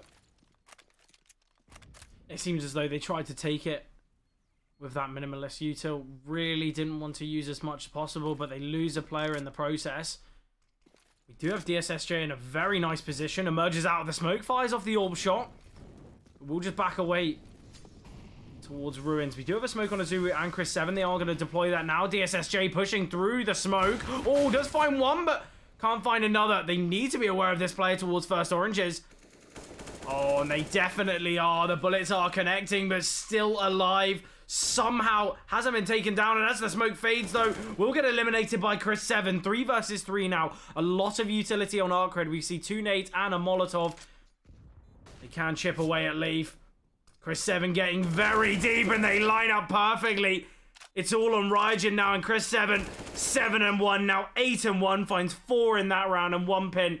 They find their 4th round as well. That is a brilliant round for them to win, especially as it was a bit of a bonus. Yeah, great stuff there from 1pin. They lose the early kill, and yet it doesn't seem to matter. It was a really interesting idea from Endo there, just to sort of be in that smoke. I don't get what he was hoping to do. So many players, they eventually cleared the rest of the site and knew that he was going to be within that smoke, and just, yeah, it's tough to know what the main goal was to get out of that. Yeah, I feel like Arcred. It was an interesting one. They find that opener. They seem destined to win the round, and it just doesn't go their way. Could have a similar story in this one. They find the opener onto a Zulu.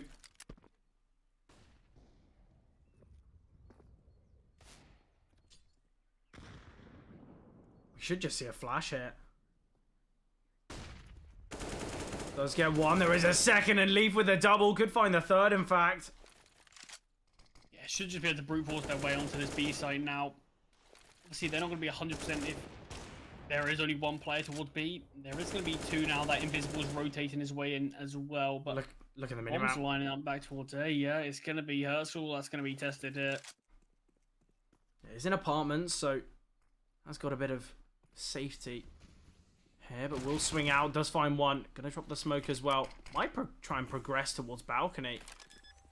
3 on 3. There is still somewhat of a chance here for Arcred. Definitely not going to be an easy one, though.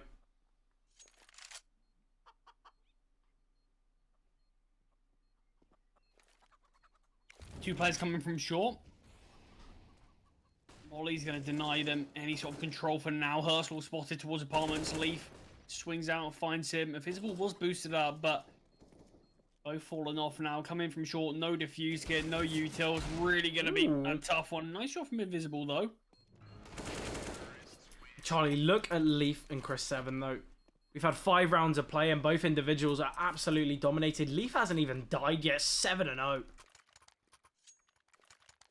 It really is great stuff. 1pin looking hot straight out of the gates with this 5-0 start. The SSJ back on the AWP. Obviously, when he did have the AWP out, he did find a couple of kills, but the issue is, it feels like it was on the round where Endo was playing in that smoke, and it really felt like he needed a bit more assistance. Yeah, I feel like this is going to come from a little bit of bias, but I'm loving to see a lot of the UK teams getting to this top division and really proving themselves. Obviously, One Pin winning last season, Viperio, they're looking great as well.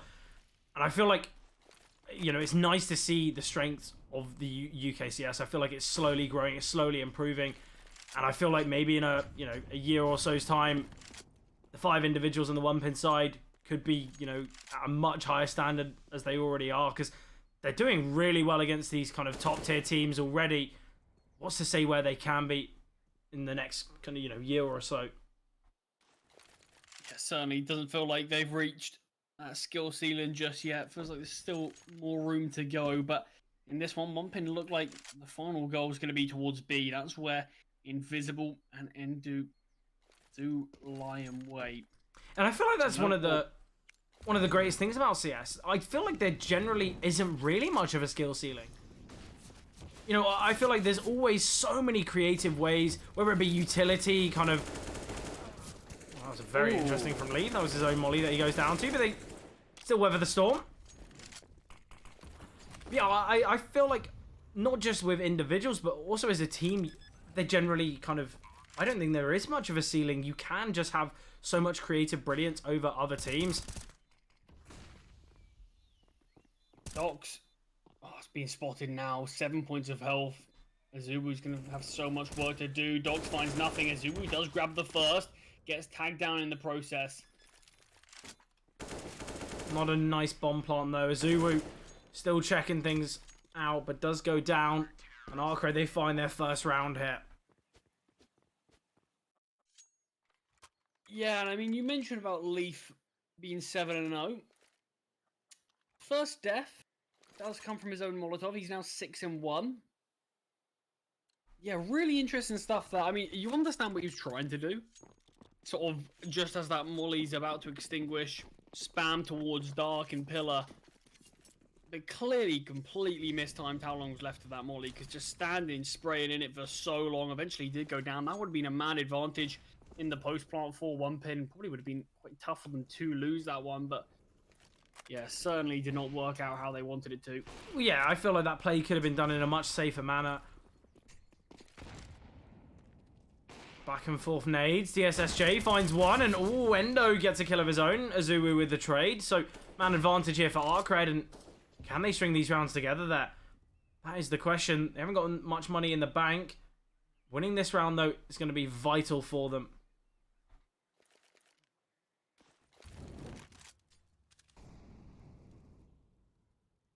Let's play towards Cubby.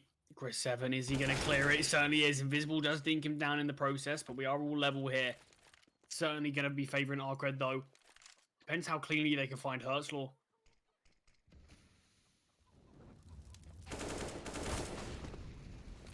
Oh, the flashbang. It's blinding Chris 7 as well. Hertzlaw drops the smoke. Make sure he doesn't die by his own molly, and Dox is going to be planting this bomb.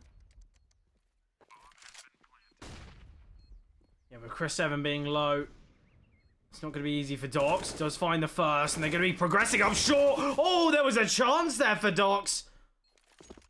Well played from Raijin, getting that trade, but things got rather dicey there. It really did. Raijin massively stepped up in these last few rounds. Was the only player to have 0 kills not too long ago, so he's now top of the leaderboard on the Arcred side, so definitely turned things around.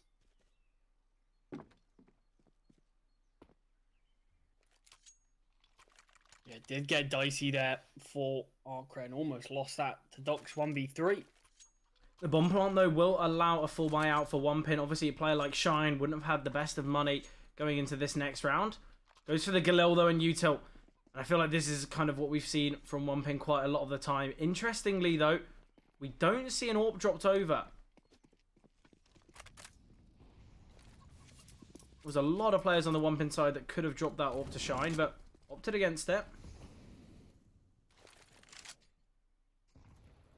Yeah, I think we've seen a few times from One Pin that it seems like they do prefer the rifle on the T side of Inferno quite a bit more than the AWP. Probably just the mobility that you can have. The SSJ gets his teammate killed from missing the shot. Chris 7, you just see the awareness. As soon as he jiggles out the AWP, he knows that there's going to be another one close. Does take him down. B players trying to take some initiative, trying to take some control, but in doing so, they lose everything. DSSJ the initial point of contact. All that remains, and Shine does find him. Let's see if Shine picks up this one pit. He's running to it. Yeah, there we go. But it makes me think, does he pick it up because he's got a Galil? Yeah, I was going to say, yeah, or because he wants the orb. It's interesting. It's one to think about. But Arcade going to be forced onto this week by this eco now, so One Pin can start to continue their lead once again. And that was a brilliant round from them. One Pin just looked perfect. But Chris 7 was very much isolated there. Yeah. So he was a big part of that round. If he went down, a lot of control towards that A side of the map was gone. And you see what it did. As soon as Chris 7 just made his presence known towards A, found the kill, Arcade knew they needed to find something else. So they challenged towards B. But that's where they, in fact, that's where the majority of the One Pin players were. So they just came out on top there. Great shot there from Ryujin. Really clean stuff. Orb of Shine getting absolutely domed. You mentioned Ryujin stepping up in the last couple of rounds. I feel like Azubu's as well, another player. That was a great double in that last. Really important member of this One Pin side. This is a big gamble from Arcred. All 4 players towards A. I do feel like they need to make some sort of gamble. Well, yeah, I feel like I mentioned it I mentioned it earlier. I feel like you can't really justify on these weaker buys to just have, a 2-2 split. But it seems as though it's not going to pay out all too well for them. As it is going to be this A play from One Pin. They might slow things down though. They're sending out quite a lot of util and definitely cautiously wanting to clear the angles. They have just gone past the firing squad of Arcred, but this fast flank from the 4 remaining players could catch them out ever slightly. Oh, but the timing's perfect, and there we have it. Docs will get 1. Trade from DSSJ though. 3 Deagles, no armor on any of these players. The SSJ's position definitely has been given up. Got a player in apps as well. One Pin. They surely can't lose this one. They have everything in their favour. Yeah, they're not giving up anything right now. They're even giving up the AK. Well, that's the only thing they are giving up, I suppose. They've really taken no fights here. Finally, as these players are in more exposed positions, that's when we see these swings out. Chris 7 with a double Hertzlaw. Got this AK and trying to run. Can he get round the corner in time? He's in pair, and that's a great shot onto Leaf there. So Hertzlaw will be allowed to keep this AK in play in the next. Very close though, and he does go down in fact. Actually, yeah. Azubu aware. So 7 on the board there. Costly round. 3 players all fall in for One Pin. So decent enough eco from Arcred. They have got a lot of money. Definitely in the driver's seat. You can see Azubu, Chris 7, they've got money. A lot of it. Lovely little run boost there. Do you think that was intentional? Definitely not. But you never know. Maybe it's just sort of to get that speed boost get somewhere. Yeah. Yeah. Just I need to get myself to app. Someone send me a run boost. They do lose a pick early though. Endo finds Azubu. But yeah, you mentioned One Pin being in the driver's seat. I feel like they definitely are the determining factor in this one. They really are kind of setting the pace, forcing Arcred into kind of tough situations. You mentioned before that kill from Chris 7 in apartments forced the Arcred hand. They had to take control towards B and it didn't work out for them. I love how they're playing this though. They got 4 defenders towards A. DSSJ will find 1. That is onto Shine. And now we're in a 5 versus 3 with only 3 pieces of util remaining on One Pin. It's just going to come down to the gunfights here for the T's. It's not going to be all too easy. Doc does take down Invisible. Leaf. Risky play. Pushing through the smoke. Endo. Not really going to have an easier kill this game. I feel like that plays okay to make if it was maybe a 2v5 or a 1v5. But Docs just finds a kill towards long. It's a 3v4. You're not all too out of it. And then you just give up that kind of kill that Docs went hunting for. It seems so unnecessary. You look at it from if Leaf finds the kill. Oh, it's brilliant. Yeah. Probably wins in the round. But you've got to imagine that kill, I'd say maybe a 10%, 1% chance of going the way of Leaf. Yeah, it's certainly very unfavoured. And Hertzlaw will find the final 2 players. Arcred still have a bit of life left in them. 3rd round for them.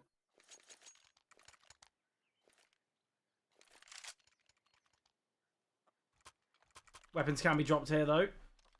I wonder if Chris 7 drops over the AK to Leaf. We do see that.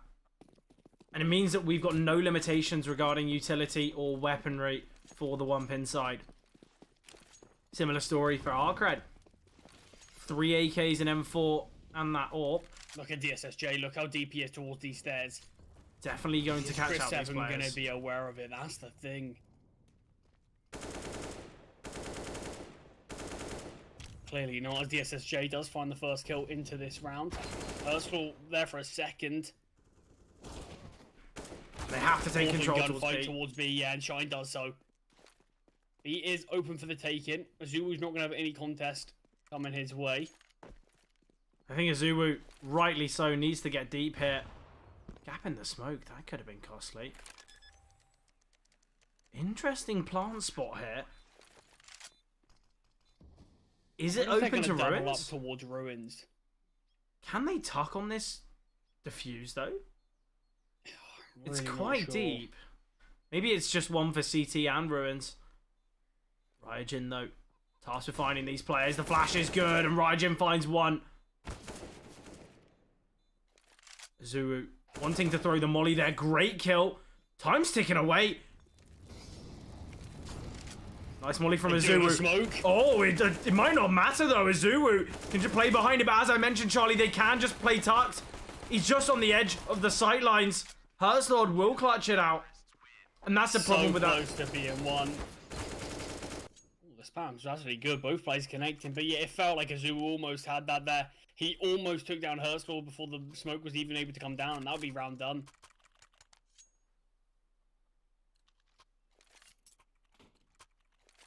Unfortunate stuff.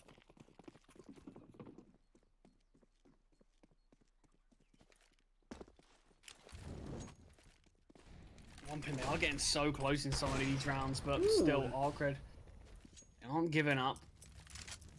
The SSJ finding the first onto Azuwu.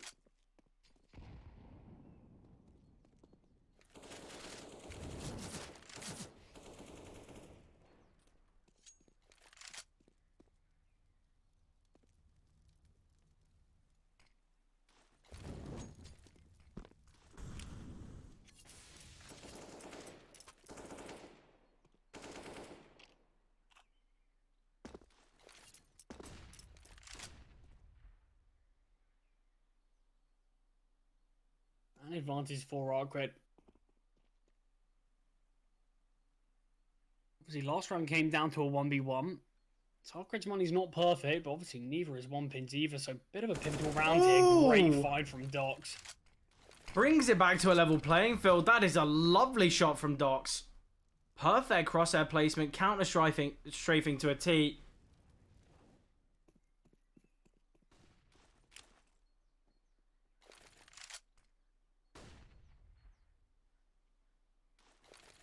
It's going to be this B play now. Smoke will come through from both sides. Endo in a nice position here. And oh, gets the first and the second. They're both doubled up towards ruins here. 2 versus 4, but nice find from Shine. Can't get the second as Ryujin gets the trade. And now it's on Docs. We'll be planting. Safe from ruins for the time being. Spots the flashbang. Tucks away towards New Box. But a 1 versus 3. Not going to be easy. The one saving grace for Docs is the lack of utility on the Arcred side. They do have a nade though. The positioning of it is important. We will send it towards a New Box. Just tucked in towards Pillar, but what a shot from Ryujin. Yeah, low HP player. Should have been on paper the easiest kill to find, and yet Ryujin with just a great shot, so quick. Took Dogs out of the round. Scoreline's starting to close up now. 5-7, 1 pin. Their money's not going to be great. Even with a bomb plant, they can't really invest in this, so we could be seeing a 7-6 scoreline. It's been a really nice streak from Arcred. Yes, they had a bit of a slow start, but I don't think it really matters. If they can just keep things going on their CT side, even if they don't win the half, if they can find 6 or 7, it's clear that they found their form here on Inferno. And if they can bring this strength that they're showing on their CT side to the opposing side, I think they will have a strong chance to take this one. But this is obviously probably one of the toughest games we've seen. Both of these teams, as you mentioned, are going to be the ones fighting for playoffs, are kind of in that spot already. And I love this half by play. 2 smokes used towards CT. And with the lack of utility that 1pin have, that could be very costly. But look how much util Arcred still have. 12 pieces. 3 mollies, 3 nades. 3 smokes as well. Things are going to be very tough for 1pin here. Now the Molotov's going to be coming towards Dark, but they're just playing outside ruins. This could be perfect. Invisible going to be swinging through, but the flash is good. Somehow Invisible able to find one, brings it to a 2-on-2. Chris 7 drops the Molotov, and now can slow things down a bit. Has a second molly as well. And time ticks away. That's great, really delaying. And look, it's forced Herslaw to go towards CT. Both players swinging. Chris 7, good enough to find one. He's won the round. Delay in Ryujin. He can't even do anything. 1pin do find the 8th, and it was on the weaker buy. Ryujin goes down to the bomb as well. Look at the money that Arcred have to work with. Even after they've had their streak, there's been 1v1s, there's been these close rounds, and now look, 1pin, they can return back to their kind of valiant ways, their initial strengths on this T side.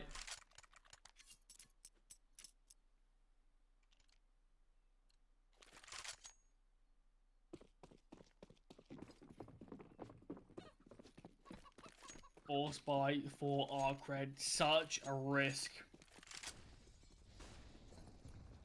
I mean, we mentioned a couple of rounds ago as a bit of a pivotal round. Dox takes down Herslaw. One of the M4s gone. Chris 7, that was amazing. Just a perfect flashbang here. And I think what we might see is we might see Dox throw that weapon out the map. They know the money of Arcred isn't perfect. They certainly will do when a few of the Deagles ring out. Endo pushing towards mid. The second rifle does find the kill. Gets brought down to half HP though, but still 4-on-4 here. Still around, that's heavily going to be favouring 1pin. And look at this re-aggression from Invisible. Going to be taking some control towards Boiler. You've got to imagine Dox isn't going to be prepared for this whatsoever. Invisible surely needs to find this kill. Lines up the frag and does take down Dox. 3 versus 4 now. DSSJ posted up here towards Coffins. Will make his position known. We'll send the flashbangs out to try and delay. Endo on the back of the bomb side. The flash is good, but it in fact blinds him as well. 3-on-4 still. Time ticks away. They're going to be rushing into this bomb site now. Molotov towards Nubox. Going to force Endo out in the open. Does find one before going down. Ryujin, important kill. And it comes down to another 1v1, but Arcred, they do find success. The force bite does go their way, but the money's still not great for them. And as we go into round 15, we're going to be looking at such a kind of a mismanaged economy on both sides. It's going to be a real bloodbath here. SMGs, MAC-10s, maybe some Galils at best for 1pin. Oh, Azuru doesn't think it's the last round. What are you saving for? Can't take that money to the next half. Oh, that is devastating. Yeah, I mean, you can even make the argument for Dox as well. Still got $800 in the bank. That's head armor that can just be invested there. Drop over a flashbang to a teammate. It's just, I mean, the only weapon that can one-hit headshot on the side of Arcred is that 1 AK, so that could be reasonably impactful. But yeah, there's a few things, a few issues. I mean, Azulu could have an AK. Yeah, it's a really tough one to be in. 1pin, if they win this round, though, they're going to be kind of a bit shocked. Definitely going to be happy with it. But you've got to imagine, if 1pin aren't successful here, I feel like Dox and Azulu will be to blame.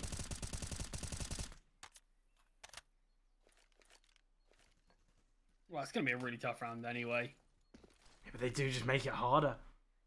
Azulu could have a full util set, a Galil, you know, any better weapon. Obviously, the Deagles are strong in these players' hands, but don't think it's going to matter. Dox all that remains. I'm still not sure. Yeah, dominant round there.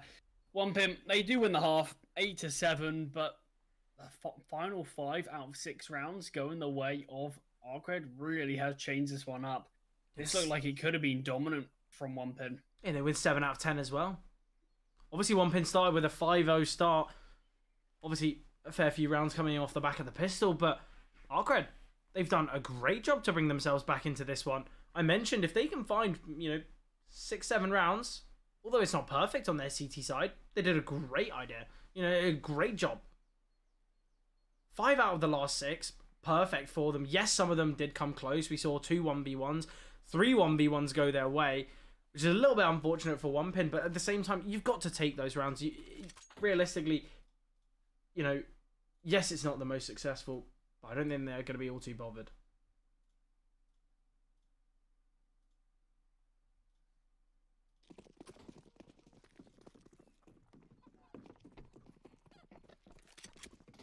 Pistol round though. One pin starting on this CT side. Docs with the defuse kit. Dropped over dual Berettas as well to Chris 7.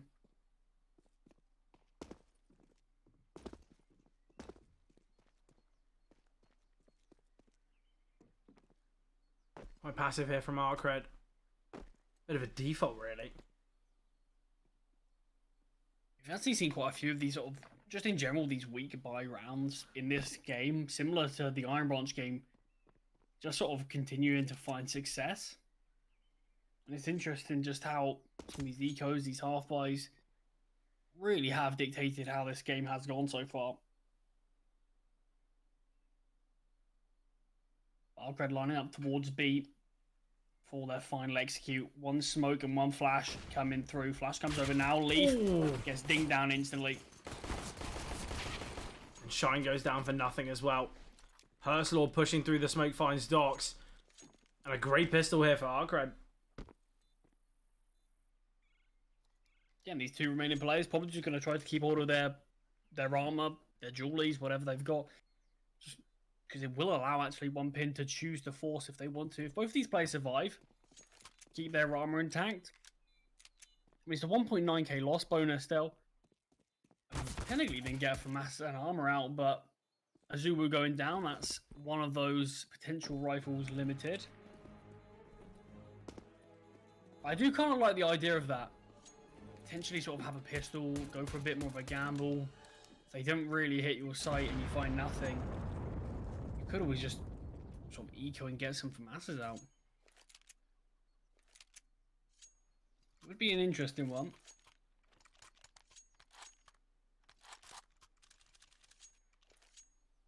But we are seeing this force. Azubu gets out the 5-7. Chris 7, the player that did save, yeah, does indeed get the FAMAS out. FAMAS and armor. Obviously, Util very bare bones, but still. I love the Mag They do 7. have weapons to be able to rival. We speak about the shotguns quite a lot and how they potentially don't have a safe place in the current meta, but when you're playing Inferno, when you're playing towards B, I feel like that's the Mag 7's real home.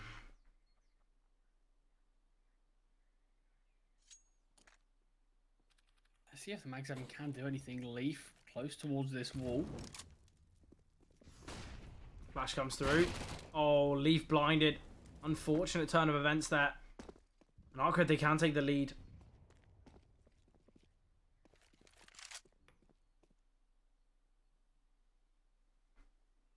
Yeah, we do love seeing the Mag 7, but I feel like when you play close towards that half wall position, you do kind of have to play anti-flash. I feel like it's just so common that flashbangs are going to be flying over that wall left, right, and centre. You sort of have to gamble that your teammate's going to hold the line for you. Herslord getting very deep here. Will spot the player's balcony.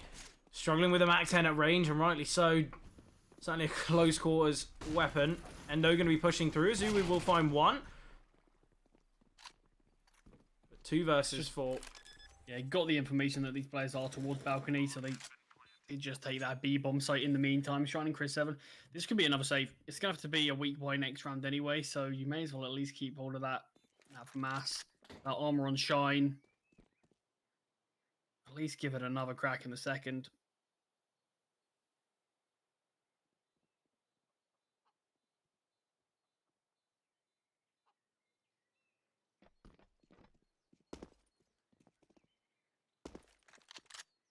That's going to be Arcred taking the lead, though. I believe for the very first time in this series, which really does just show that Arcred have always been on the back foot, but always ready for a comeback. And seeing as they're on the T side as well, they will kind of be driving this game now. Just going to be an eco for 1 pin. Essentially, we could see Shine invest in an MP9. Maybe drop over the jewelries. Obviously, Shine definitely going to want to bring out the orb as quick as possible. So maybe we'll opt against that. Oh, Azubu. Can't fit through the door. Just getting stuck on it there. Yeah, Chris 7's really going to be, I mean, the main... What do you think about jewelries, in fact? Jewelries, I I used them the other day. I got 1 kill and a smile on my face because I can't use them. I don't think many can, and Chris 7 will go down. Shine as well. That's the 2 weapons gone. I don't think the Julies are as strong as people think they are. Yeah, but I don't know if people actually think they're strong. But we see them a lot. We see them a yeah, lot. But it's sort of like, obviously when people don't have head armor, you fully understand it. Just sort of unleash the beast, I suppose, and just spam away. But I do kind of look at it as it's like you've got a Glock. 2 of them. And you pick up your friend's Glock. Yeah. And they're absolutely terrible. But it's just a lot. It's a lot to handle. So it makes me think that I don't know. It is tough because I don't really get how you're meant to play them. Because you know some people buy them on sort of half buys or ecos and try to find a kill. What are you meant to do? Are you meant to like hide in a corner and just sort of spam away? But it just doesn't seem like that sort of weapon.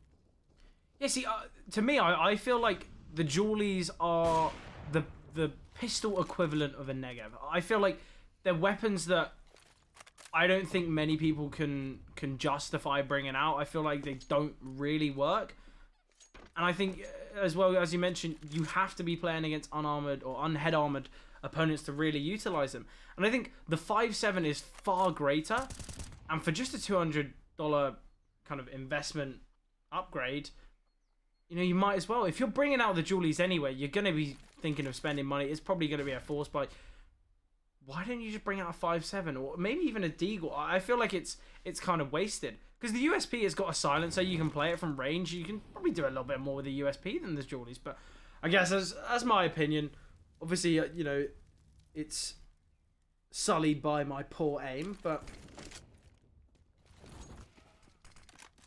Yeah, this one's looking good though from 1 pin. Shine does kick things off. Gets his second, getting pressured now. Still keeps himself alive, and as Azul rotates in, this round should all be said and done, unless DSSJ can pull off some sort of miraculous clutch here. He's already found 1. 4 more to find. And Chris 7 just swings on out, takes him down. Are we going to see a double AWP? We are not. Not by the looks of things, but good looking around there from 1 pin. Raijin calling a tactical pause. I like this. They won 3 rounds in a row, lost 1. I always like that when teams do that. Sort of just, they don't need to lose so many rounds to be like, okay, let's call a pause here. They do it before the sort of disaster strikes rather than during. Yeah, I feel like the one thing that Artcred potentially aren't ready for is Shine on the AWP. We had Shine using a rifle in the first half. Obviously, we mentioned how 1 pin, they do slightly kind of favor that. Obviously, investing in the AWP on the T side, very expensive, and you can't wield it to the strengths as you can on that CT side. But now Shine's got the AWP, Shine's feeling it. Is there really much that Artcred can kind of do? Is there a solution to their problem? Because Shine is going to be a real problem for them. I mean, we see moments from DSSJ as well, so I don't know why DSSJ wouldn't be able to sort of really rival Shine. But Shine right now, interestingly, is bottom of the leaderboard. The whole server scoreboard, he's right there at the bottom. But we just seen in that round alone 2 nice shots with the AWP. Great way to open things up as well. Looking down towards T-Ramp, it's a real risk, but he hits the shot. So Shine, if he warms up early into this one with the AWP, it certainly could be a problem for this Artcred side. And Shine posted up towards B now, just holding the lines. Do have the AWP on DSSJ, but they're going to have to go towards A. Shine's seen no one cross. The smoke will come through now, but 1 pin, they've got a 4A defense. It's going to be so tough, and Shine does spot the first player, but he doesn't fire off the shot, and I love this style of AWPing. We kind of mentioned it from Crane earlier on today. It's the type of style where instead of going for that tough shot, you just wait. You just take your time, and you allow things to come into fruition. You allow the player to push further, because he was playing behind a smoke. He wasn't even spotted, and I like when you see AWPers play like that. Important kill from Raijin though, but it's going to be tough. It's Raijin 1 versus 3 and does go down, and 1 pin, they level things up 10 to 10, and they should be able to take the lead here, as realistically Artcred are going to have to eco. But an important round there for 1 pin. They can start to make some money as well, keeping 3 players alive, and this is where they can now take the reins of this map. We see some very close games today in general. This one could be the exact same story. It is all 10-10. Full eco here for Arcred. Not anything at all invested. And I like that from Hertzlord. Sometimes in those types of rounds, you might want to bring out a Deagle, maybe even a Mac 10, but DSSJ potentially calmly negotiating. You know what? If you get me an AWP in this round, I'll buy you a pack of sweets tomorrow. Maybe that's what I've got to do. Oh, I'm getting some sweets. Yeah, just in general, we'll start to trade people with.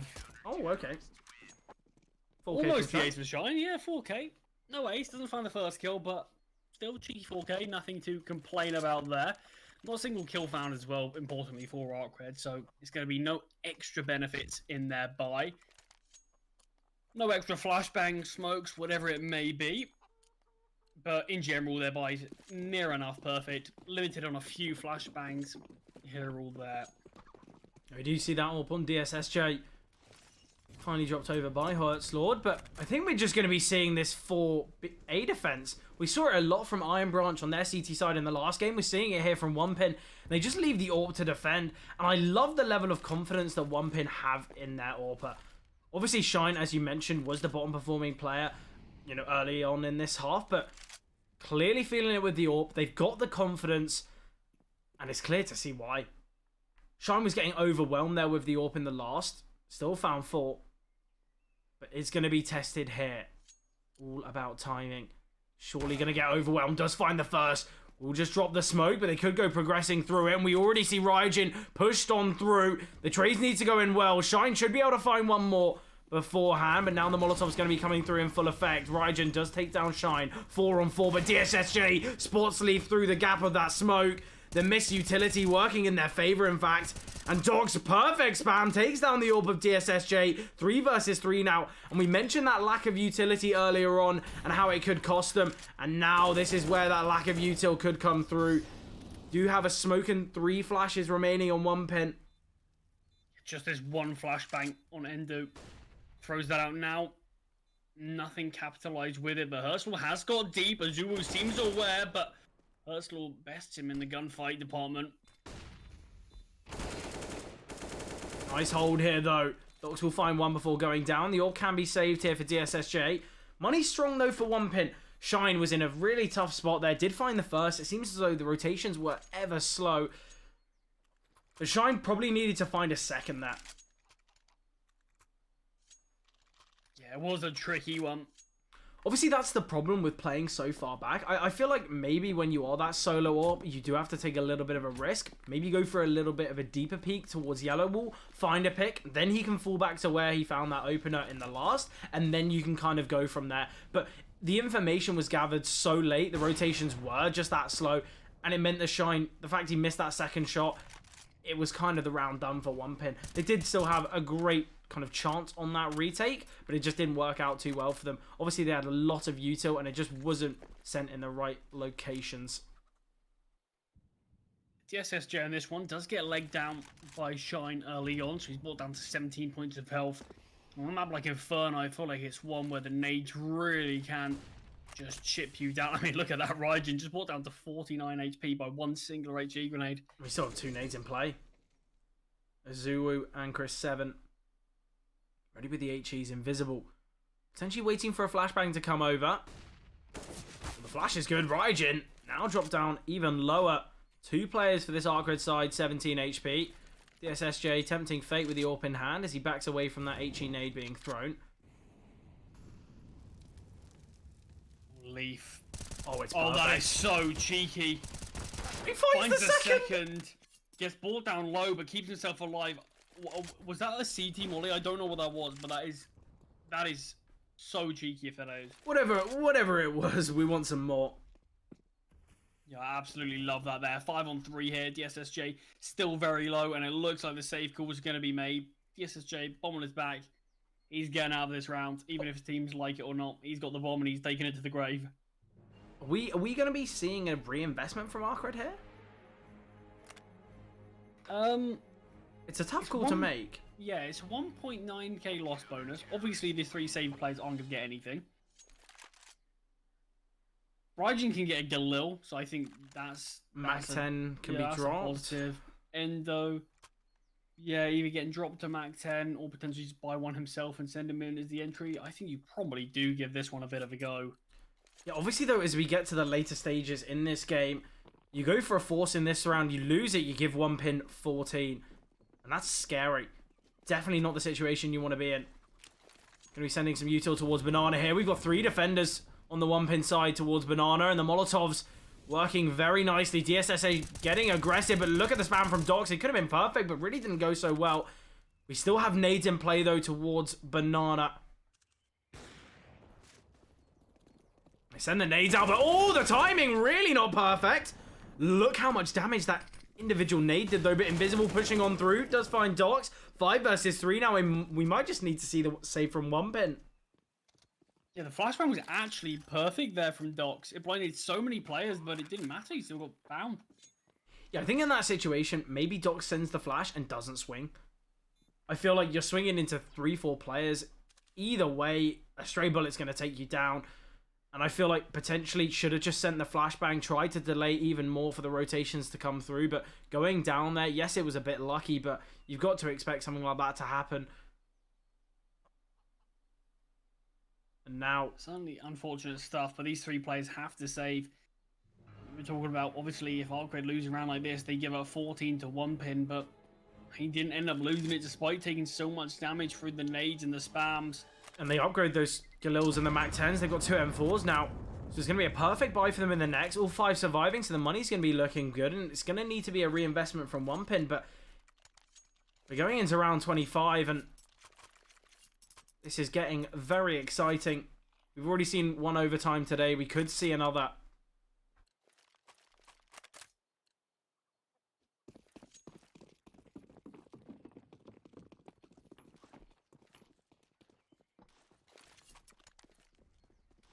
Util being sent here from 1-pin towards B. Oh, that is devastating. DSSJ was holding the lines with the AWP. Either missed the shot or just backed away. Left Endo completely out in the open. And look at this round of Zuwu. Perfectly played there. Finds one, pushes through the smoke, gets another. And Hertzlord does find Chris 7 an important kill. Oh, but Shine on the AWP. Oh, okay. I mentioned... Oh, that is brutal. You can't give a player like Shine any confidence. Clearly, the levels of confidence have increased for Shine. We mentioned earlier, one of the bottom performers in the whole server. He's now 2nd top. Yeah, DSSJ sort of lining up that shot, getting ready to start the 1v5 attempt or whatever it may be. Shine so quick, just adjust to that really tight angle. And yeah, found the frag. Now, this is where the pause is being called for Arcred. I think they have enough money to invest. Yeah, I wonder if they do, though. Obviously, Hertzlord, Raijin, Endo not going to have perfect utility. Maybe the pause is just cool to question how Shine got that kill. Well, the issue will be is potentially, obviously, the AWP situation. So DSSJ is just going to have to wield the rifle. So I'm interested if potentially they're considering, oh, let's Mac 10 this one. We can still give our team a bit of a chance. But we want to get the AWP out. But I don't know if that's worth it. And they've opted not to. They've opted to get the rifles out. Loses the first. Invisible brought down solo. Invisible falls as well. The SSJ does find Leaf, but still 2 more players to find towards B. A lot of util being sent, but they do just back away through the smoke. Then they're going to be hitting up towards A, but Shine tucked in the cubby does find one. Posted up towards middle as well. They will drop the smoke, but a Molotov will come through as well. Oh, and there's a slight gap for Shine to work with, and he'll find a frag through that. And now it's going to be pushing the smoke by the looks of things, but Shine glued to this angle. Smoke's going to start to fade any second now in Endo. 1 versus 4. The little time is brutal. Shine peeks out, finds the frag, and 1-pin do 5 and 14. That force buy, all that full investment, that full commitment from Arcred gets shut down. And the only thing they get in return is 1 measly kill. Yeah, really not worked out so well for Arcred here. Obviously, you understand the investment, but at the same time, DSSJ has been really dominant on the AWPs. Maybe they should have just gone for what you said, a little bit of a Mac 10 round. And I like how they played that initially. They went for a fast B play, but then they kind of cancelled it themselves. They chose against it.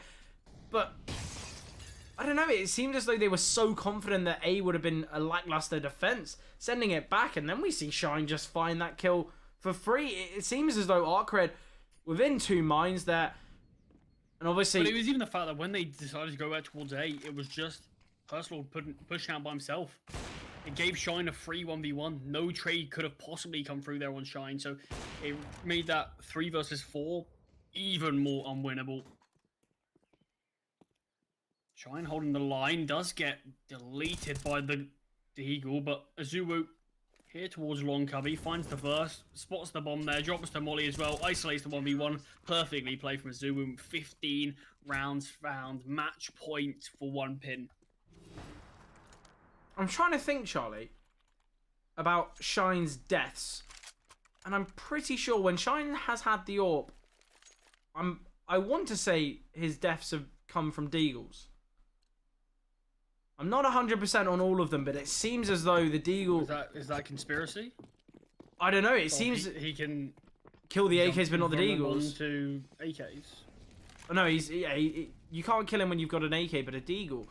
But I'm trying to think of a round where he's been taken down to an AK, and I can't think of one.